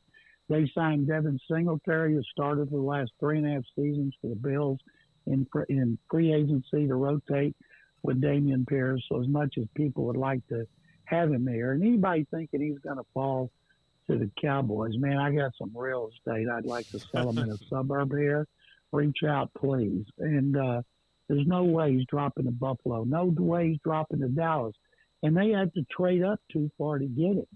There's a team like talk about New England, Tampa, all those, but it wouldn't surprise me if somebody didn't trade up to get him because he's a can't-miss prospect. Now, Saquon Barkley, what did he do for the Giants till this season? He helped them get in the playoffs. He's had a major knee injury. Was he worth the second pick? No, he wasn't worth the second pick. But I think once you get past the top 5, you get great value on Robinson. If Robinson played in another era, he'd be in the running for the top overall pick. John, which way are you leaning for the Texans right now? I'm having them take the quarterback who's there, and I think that would be Bryce Young. I got the Panthers going with C.J. Stroud, and I'm writing a column right now about everybody's talking about the Texans with the second pick. That's all they're talking about, but they got the 12th pick. Right. And they got needs. A lot of mock drafts have them taking a wide receiver like Quentin Johnson. I don't. I have them taking an edge rusher. And then they have the 33rd pick. They have 5 of the top 73. And the third, they need a center. They need a wide receiver. Great value of wide receivers in the second and third round, but also great edge rushers for a team needing edge rushers in case the Texans did take a wide out with the 12th pick. I believe they'll trade down a little bit. They've got 12 picks right now. They won't end up with 12. Last year they had 12 and ended up with 9, but I think they're going to go quarterback, edge rusher, wide receiver, and the next one will be a center. So, on the subject of quarterbacks, I mean, it appears that, Young and Stroud are kind of the guys, obviously, and they'll be gone very quickly. But then there's your Will Levises and your Anthony Richardsons and so on. What are you kind of picking up around the league as far as the rest of that group goes beyond Young and Stroud? And maybe was what's going on in Baltimore or elsewhere, does that, change things in your mind as far as the quarterback crop goes? Well, I don't think that Lamar Jackson's going anywhere. Maybe after the draft, the team doesn't get the young quarterback prospect, but still, it's not so much next year. If you wait after the draft, you don't have to give up a one this year. Indianapolis, if it doesn't get the quarterback it wants, take a player like Jalen Carter and or trade down and take an offensive tackle. And then after the draft, then sign Lamar Jackson to an offer sheet. You got to figure he's a great regular season quarterback. He's won as many playoff games as Trevor Lawrence won, but he's only 26. So do it for next 2 years when you figure your picks are going to be a lot lower, somewhere around 20 or even lower than that. So that would be much more value. But then you've got to come up with the money. And somebody wrote, well, he doesn't want a fully guaranteed contract. He just wants more guaranteed money than Deshaun Watson, $230 million. I don't see anybody doing that with him. We haven't heard anything about anything sniffing around an offer sheet. And everybody knows he's doing himself a disservice not having an agent at a time like this. When you're a player like Laramie Tunsil and you're negotiating with one team, in this case the Texans, in 2020 they made him the highest paid offensive lineman in history. This year they made him the highest paid offensive lineman in history. He had 3 guys advisors. He paid by the hour. That's one thing. When you're fielding calls, supposed to be fielding calls from teams, talking to them about contracts while you're trying to work out and make sure your knee's okay, that just makes no sense to me. And anybody thinking Levis or Richardson especially, Richardson playing one season, being up and down and falling in love with him in shorts and a T-shirt, you're just asking for disastrous results. John, Anthony Richardson to me would seem to be good to a team that has some time to season him, but that's probably not going to happen, is it? Well, okay. Indianapolis has a new coach, and he's got a 5-year contract. Arizona doesn't need a quarterback, but they got a new coach. What you need is a coach who has a 5-year contract, or he's in the second year of a 5-year contract. You have a system in place that fits his skill set. If you have an offensive coordinator who has a different kind of offense, you're just spinning your wheels. You need a patient owner. You don't want an owner who's firing coaches every 3 years. That means a new system, new technology. He needs stability. Go in there, learn a system behind a veteran quarterback, and then play a little bit in the second year and see how far he is. But if you do that, and that second year he struggles because he's like a rookie since he only played one season, and then the third year he turns out like Jameis Winston or Marcus Mariota, the first 2 picks in 15, well, then if he doesn't work out, you've set your franchise back another 5 years. So it's got to be somebody stable. Everybody's got to be on board, head coach, general manager, offensive coordinator, and the owner, if they're going to take a chance on a great physical talent with very little experience. John, the men's national title game, which, of course, last night UConn won and at times pushed a little bit near the end, but they won and rolled through the tournament. Houston had a lot going on, and they obviously had a massive crowd there at NRG. Where was that on the scale of, like, other events going on as far as importance for Houstonians? Well, the Astros played last night. I went to that. You know, they sold all those tickets before the Final Four got to town, and I'll guarantee you from what I'm told, It looked like they had a great crowd. They did in the lower level. They kept it darked out. In the upper reaches, you could get a bad ticket for $30 to get in there. And can you imagine what it would have been if Houston or Texas were in there? Thing about UConn, they are the premier basketball program in the country. They're better than Kansas. They're better than North Carolina, Duke, UCLA, all the blue bloods, because it's right there on the scoreboard. And yet, because they left the Big East and then they went back and they tried to appease football, they don't have the pizzazz as those other programs. People here were feeling so sorry for Houston getting stuck with the 4 teams that they got stuck with, even though one of them is the best team in college basketball going back to 1999. And I tell you, is that there more people have been talking about the women than are talking about the men because UConn was such a blowout. And I think the controversy with Angel Reese and Caitlin Clark's best things ever happened to women's college basketball. And then Kim Mulkey. Kim always creates a lot of controversy around her. I was asked on one of my shows the other day, she's changed. I said, what? She hadn't changed. She changed her wardrobe to look like she came from Mardi Gras. Amen. But that's it. She coaches the exact same way at Baylor. She's intense. She embraces the officials. She's up and down like a jack-in-the-box. And I think that's great for college basketball, great for her. I've said before, I think there should be a statue of Mike Singletary outside McLean Stadium, the greatest defensive player in history, to go with the greatest offensive player. And I think at the new building, they'll never do it. Don't say They should it. have Please the don't new say building. They should have Scott Drew and they should have Kim Mulkey statues outside that building. Well, John, they might have had someone not chosen to do what she did. Hey, she won 3 national championships for Baylor and put Baylor women on the map back when Baylor's programs were horrendous. I was going to say horse. Let me say horrendous. And I was there I was watching all of them. So I don't care why she left, who's mad at her, or what. She was one great coach who did the great stuff for Baylor locally and nationally. Is it who's mad at her? And I've or never even met her. I've never even met Kim. Is it who's mad at her or who she's mad at? Well, that wouldn't. What's she gonna say? I don't want a statue.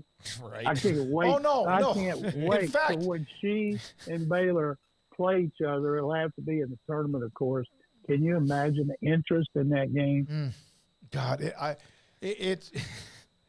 That's the thing is, like, she campaigned for basically everything you said she should get, all with some sort of honor, whether it's the court or the center or whatever else. But that's a completely different story. Craig, go ahead. I mean, that's the thing is that eventually her ego is going to bring her back to wanting some honor of some sort for what she did here. You know, that's inevitable. Oh, I think she still does. Yeah. I think that. Yeah, it's.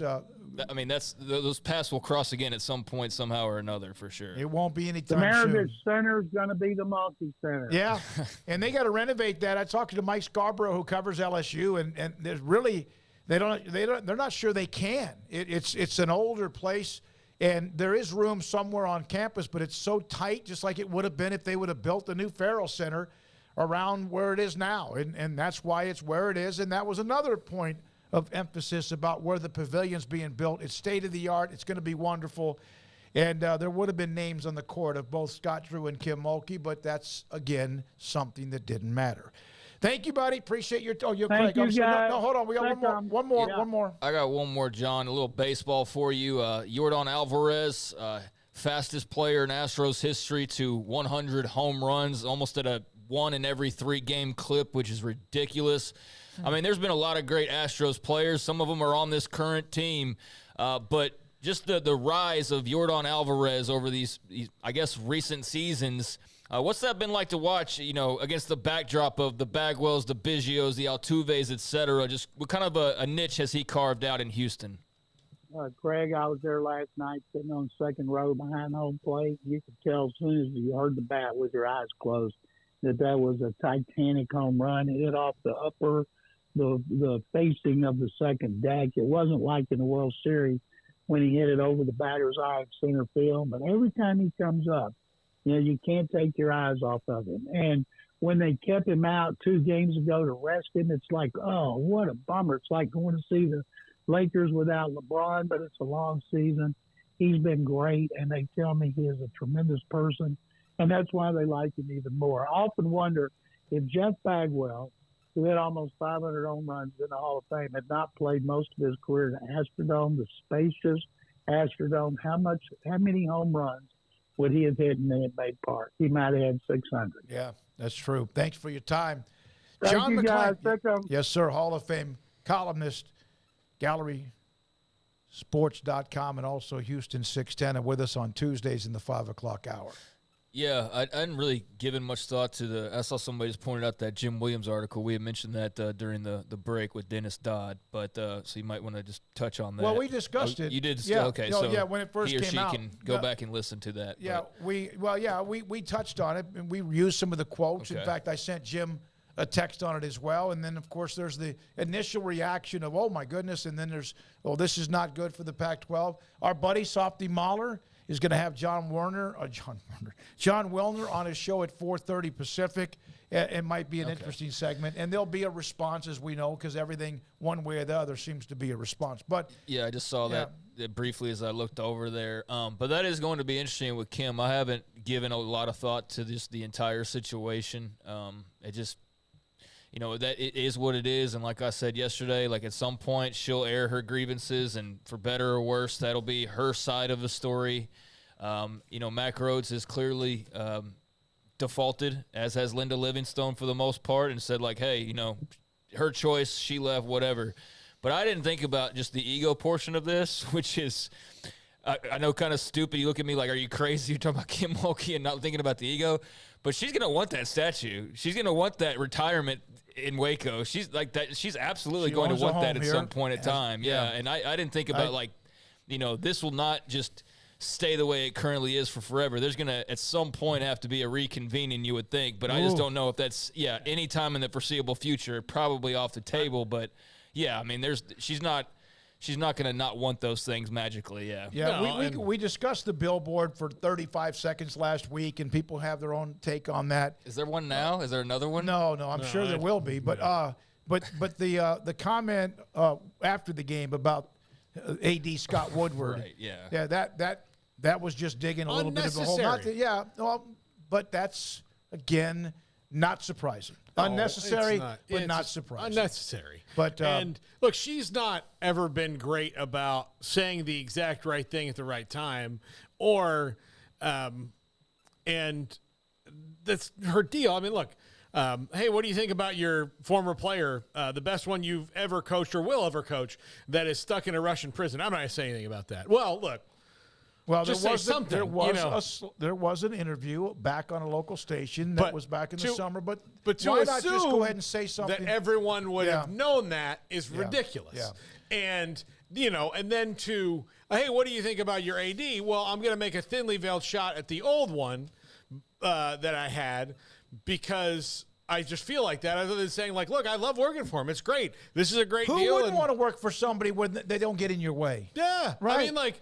But don't even. That's a shot. By the way, here's a quote from Jerome Tang, because on the transfer portal, I just saw this from Glenn Kinley. Jerome Tang asked about Ish Massoud, who was huge for them, entering the transfer portal, says that Ish wanted and what he thought they could provide were not the same. He's been so good to us and for us this past year. I want him to have every opportunity to have the success in his last year that he wants to have. That's the response of a guy who was a part of that great run for Kansas State and now wanting to entering the transfer portal. And there's a Jerome Tang answer to that. And Jerome, of course, will have somebody that they'll work on, or 3 or 4, to replace those openings he has on his roster. I mean, he was good. He was not by any means irreplaceable. No. They very well will upgrade his spot now, so that might even be good news for them. And, you have to be realistic about who you are and what you command. I do think there's probably, and I'm not speaking to him specifically, but he's a 2-time transfer now. Yeah. He transferred already to get to Kansas State. So, it does make you wonder when you see all this NIL stuff of, like, we hear the success stories, right? We hear the Angel Reese whatever, or the Cavender twins whatever, or the Bryce Young whatever, sponsorship deals. But we're talking about thousands of people now, like thousands. And it, just law of averages tells you that there's probably some people that are under a false sense of NIL belonging, and that is not, necessarily you just enter the transfer portal and offers come flying at you. So not speaking to him specifically, like I said, but I'd imagine Jerome Tang has a comment that's been made by a lot of coaches about, certain athletes just probably don't quite understand, the full scope of NIL and what all that entails. And I think there's probably a lot of people under the illusion of now you get to college and you start making money. You start getting handed NIL deals. Is he a grad transfer? Because isn't there the 2-time transfer thing? Yeah, but he might be a grad transfer. Okay. But it is strange, Craig. Yeah, he's going to graduate. Yes. Actually, I just saw that. Okay. So yeah, there is that. But part of it is, you hear athletes talk about all the time, well, I'll get this and I'll get this. Look, Ismasoud was a really good player for them, but he was not their top 4 guys, right? So, yeah, I mean, there's 2 guys that if they were been. Right. Like LJ Cryer would have been maybe number 1. But, but if you're looking at who are the guys that people are going to recognize. So if I'm Raising Canes, who does this a lot, and I'm opening up, and there's one in Manhattan, and I want Wildcat basketball players, the 2 I'm going to are Malik Noel and Keontae Johnson. Marquise Noel and Keontae. That's who I'm going to. And it's not an indictment on Ismasoud, but look, I'm trying to push chicken fingers. I want people to go, oh, those are the guys right there. You're talking about recently, right? Yeah, I mean, they're gone. I know, but I get it. So why? The star power. If you're wondering why this hasn't happened for you this year, it's okay to be the 4th or 5th best guy on a team that went to the Elite 8, and eventually, look, there are guys who are the 7th or 8th best guy on their team, or just a memorable name that if they do the right thing and establish themselves while they're in college, and now with NIL they can do that. You know how much money you can make in a market as a good old hero that they're going to name a sandwich or a cocktail after at the bar for the rest of your life?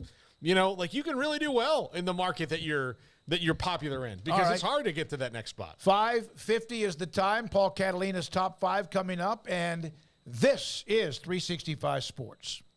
Aaron Duvall, owner, Texas Beef House. Why did you get into this business? We kind of were born into it, and it's been for several generations. Our family's been in the beef business, the ranching business, and we've specifically got into the beef business back in about 2015 when me and my son decided to form Texas Beef House and sell directly to the public. Aaron, everyone knows about Wagyu and how elite that is when it comes to beef. What separates you from anyone else that may do this in this type profession? We selected out Wagyu mainly because it's such a quality beef, and it's consistent. Some beef, some breeds, you may have a good animal every now and then, but Wagyu produces really consistently good beef every time.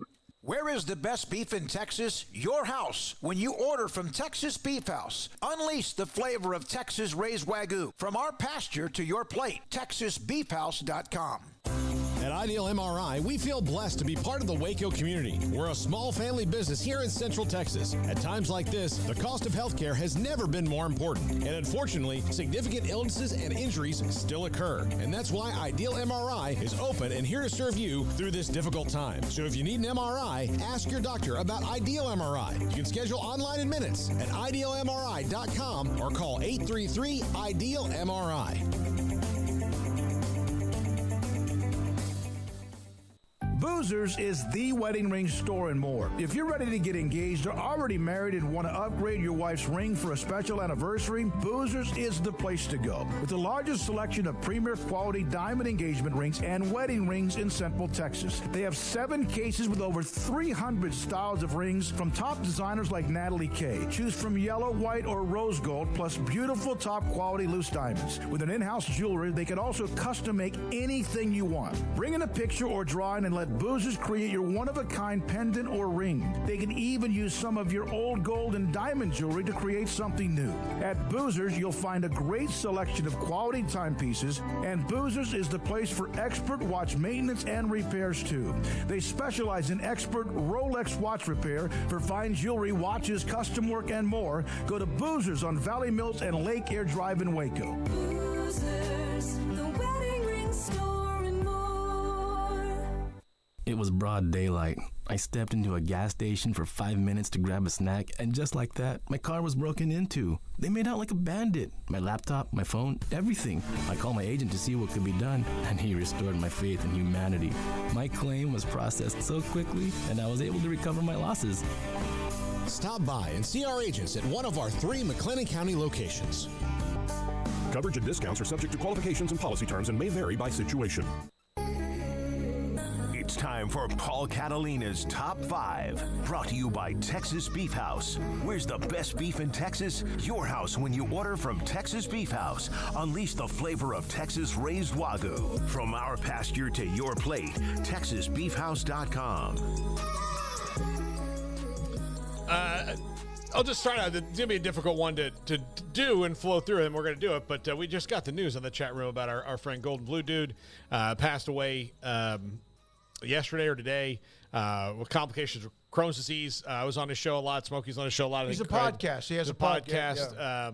Really nice guy, and just terrible to lose somebody, especially someone so young. So our thoughts go out to his family and all of his friends, and Joey Foster, who sets that up and all that. Certainly our thoughts and prayers with those guys in West Virginia. All right, top 5 Big Ten QBs as we roll on, and thanks to Texas Beef Is House. anybody from Boston College on this list? No, not from Boston College. Why did you bring it up? Why you got to bring it up? Why can't we I mean like here's that. the deal. We got to forget about it and move on and I haven't pretend. looked back at Now the- people are going to go look and see that was unprofessional. That was just a low blow. Bringing him up in the top 5 or bringing him up the day after it? After, because now, here's the thing: this video is going to live alone by itself. And if I could just roll on and not talk about it, then Big I wouldn't 10. have to bring it up. Big 10. Thank you. Yeah, no, now you're rushing me into it. Thanks. No, you can do whatever you want. Number 5. God, I hope they're all legit. Tailua Tagovailoa, we checked. Believe me, we checked. Emery and I went through. Tailua Tagovailoa at Maryland. He really has put Maryland, and of course Mike Loxley, but back on the map. This is a program that kind of just wandered in the wilderness, especially after they left the ACC. But now I would not call them title contenders, but there's somebody who's doing really well in the conference, and this dude can play, and it's fun to watch. Yeah, he's all Big Ten, and having a pretty good career. That's not maybe a spot that you would assume is a hot spot all of a sudden, or a place where you're gonna go see a big time prospect. I mean, I don't know. Just for me, this part of the country at least, maybe it's different than Northeast. I just don't think about Maryland a whole heck of a lot. But yeah, he's brought them some good exposure. Loxley as well, among others. That was a good program, and he had a really great year last year. A lot of good quarterbacks in the Big Ten as we're going to roll through, but I definitely think, and after a year where he was second team All Big Ten, I mean, he absolutely deserves a spot on this list. Yep. Number 4, this one's kind of maybe a surprise, Cade McNamara now at Iowa, but look, there are 2 guys on this list that have won a Big Ten title, and we're not to the next one yet, but Cade McNamara has and led Michigan to one of their better years and just got supplanted by the guy who's also on this list. But coming into a position at Iowa, I think he's an upgrade. I don't know if the system is going to be any different, but I think Cade McNamara can help them be better on offense. But their problem's not maybe Cade McNamara, but I do think he's going to be an excellent leader for that team. And, you really have nowhere to go but up if you're Iowa on offense. It's just how far up they can get. Yeah, I mean, he obviously had the competition with McCarthy, then hurt his knee, and just not a very fun, memorable year for him. I think probably last year, although for the team as a whole, it was plenty memorable. But yeah, I think that with him at their disposal, Iowa can't see anything but an uptick. You would think, right? But I don't. It's just we're now brainwashed. When you think of Iowa offense, you just think putrid football. And so it's like, I want to get excited about him and what he could do there, but I'm hoping that he really can do something exciting and actually do something there. And it's not just the same old whatever it is that Kirk Ferentz and Brian Ferentz and those guys concocted that was the butt of a joke at least once a week, every single week of college football season last year. So, yeah, for his sake, I hope that his addition does spice things up, and Lord knows they desperately need it. That defense is fan-freaking-tastic, but that offense, again, it was a laughingstock last year. An insult to their defense, who worked so hard. It was. And you talk about non-complimentary football. Exactly. Now, I will say this before we go on. There's no Ohio State quarterback on this list because we don't know who that's going to be yet because they're in a competition. We kind of know, but they haven't played. We haven't really seen them yet because C.J. Stroud was just the guy for the last couple of years. Now, if I do this list again in, say, October, that guy will probably be on this list because he's probably fantastic. Probably? But, yeah. I mean, he'll be fine. Yeah, he'll be fine. But I don't know who it is yet. So, number 3, Hudson Card at Purdue. I think Hudson Card in Graham Harrell's offense with a Ryan Walters head coach team, it's going to be fun. I think it's going to be fun. I think it's going to do well. And look, this was a team Purdue last year that was with Adrian O'Connell in the Big Ten title game against Michigan. Now, I don't really put them in title contention right away again, but I think it's going to be a good team, and I think Hudson Card was a really good guy to go get, and I think he fits really well with what they're going to do there.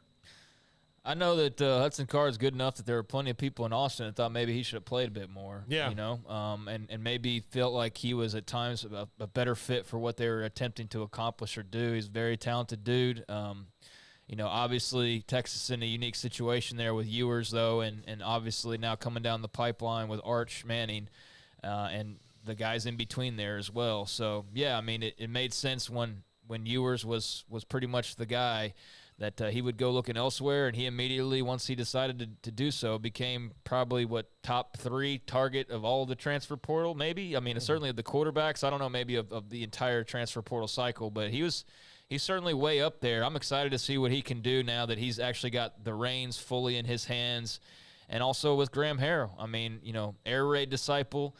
It means they're going to throw it around a lot and run it more than you expect. And so, yeah, that should be exciting. And for Harrell, a change of scenery as well. So curious to see the air raid in the Big Ten and a player like Card and see what they can do right away. Speaking of the air raid in the Big Ten, number 2, our old buddy Tanner Mordecai transfers in from SMU on his, in his third school, Oklahoma, SMU, and now Wisconsin. Bringing in Phil Longo, that offense there. This is going to be fun because you're going to have two air raid teams in the Big Ten and Ohio State, who is not air raid, but their offense is pretty dadgum wide open.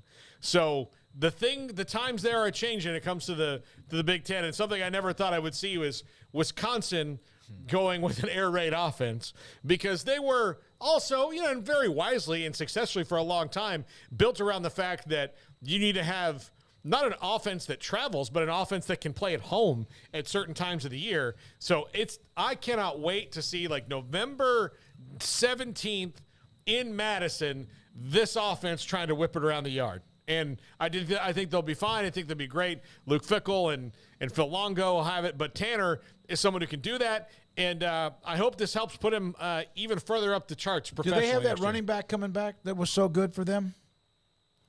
At least so. Yeah, I think so. Yeah, that only helps the quarterback, right? Yeah. The protection and what he wants to do. We're huge fans of Tanner Mordecai, and he's also a hell of a football player. Yeah, you're talking about Braylon Allen. Yeah. He's very much eligible. He's only a sophomore. Yeah. Tanner Mordecai is a great player. Had a good career at SMU. Didn't see the field much at Oklahoma, and he'll have Braylon Allen. He'll have a big Husky offensive line, and so I'm excited to see how that transfers to Big Ten football. It's a big platform for him. It's a great opportunity, and playing for Luke Fickell, I mean, that's a good deal, especially year one. So a lot of expectations, but I think that's going to be exciting. Yeah. And number 1, J.J. McCarthy, the defending Big Ten champion at quarterback, and a dude who, man, I love watching play. I really do. I think he's got a swagger about him, and the way that Jim Harbaugh's a very peculiar guy, and he's got a weird energy about him. And so sometimes I think that there's juice in that Michigan program, and sometimes I don't, or it's just because his personality is so different and unique. And I don't say that in necessarily all a negative way, but he's an odd duck.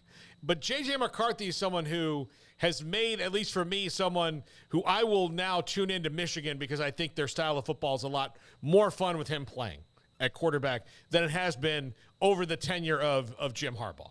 And he's, look, the sky's the limit for him, and I think he's probably going to have another great year, and can't wait to see the Ohio State and Michigan showdown. But there's other people coming up, like, Wisconsin. I don't think you can sleep on them with Luke Fickell and Tanner Mordecai and running a wide open offense in year one. So there's going to be competition, but J.J. McCarthy right now, he's the dude until somebody knocks him off that perch. Yep. Good player. Exciting player. Well, they're the team to beat in the Big Ten until they're not. So, yeah, I mean, there's reasons for lots of excitement. They're on a roll right now. Some wins against Ohio State have just really supremely turned the tide there, and a playoff berth on top of that. That was a disappointing loss to TCU, but, yeah, they're set up nicely, and having him back's a major part of the reason why. Would have Blake Corum back as well, and, a lot of other talent, that Harbaugh's been compiling there the last few years. So the Wolverines are back in the spotlight, and, I don't know how much they ever really left, but they're certainly squarely back in it more so than they have been in a while, and McCarthy's going to be leading that way. So, yeah, definitely understand the number one ranking here. All right, there's the top 5 right there with Paul Catalina. Maryland, Wisconsin, Michigan, Purdue, and Iowa. Yeah. Tomorrow we'll do Pac-12, and number 1 already. As a guy from USC. Yeah, he's not bad at football. All right, again, our thoughts and prayers to Golden Blue Dude and his family and others affected. Joey Foster, of course, a great guy. This is a GoFundMe page that's up. You can go there if you want with Chris Petrie, his son. Will at the bottom wrote about him. Started feeling poor. He had Crohn's disease. So if you want to be a part of that, so God bless the family, again, of Gold and Blue Dude. And we he was on the chat room quite a bit. I was on his show, as Paul mentioned. We were. And he's a huge, huge West Virginia fan and does what we do, had a podcast on college football. We will be tonight on Sports Tonight at 10:30. Thanks to Emery Winter for what he does, his magical editing, and much more with what we have here on 365 Sports every day. 10:30 every weeknight on the CW. Garrett Ross, Emery Winter, Jack McKenzie, Craig Smoak, and Paul Catalina. Thanks to all of our amazing sponsors. I'm David Smoak. Don't forget to enter that Masters promotion. It's on my Twitter handle. It was on the chat room with a link there as well. This is 365 Sports, and good night.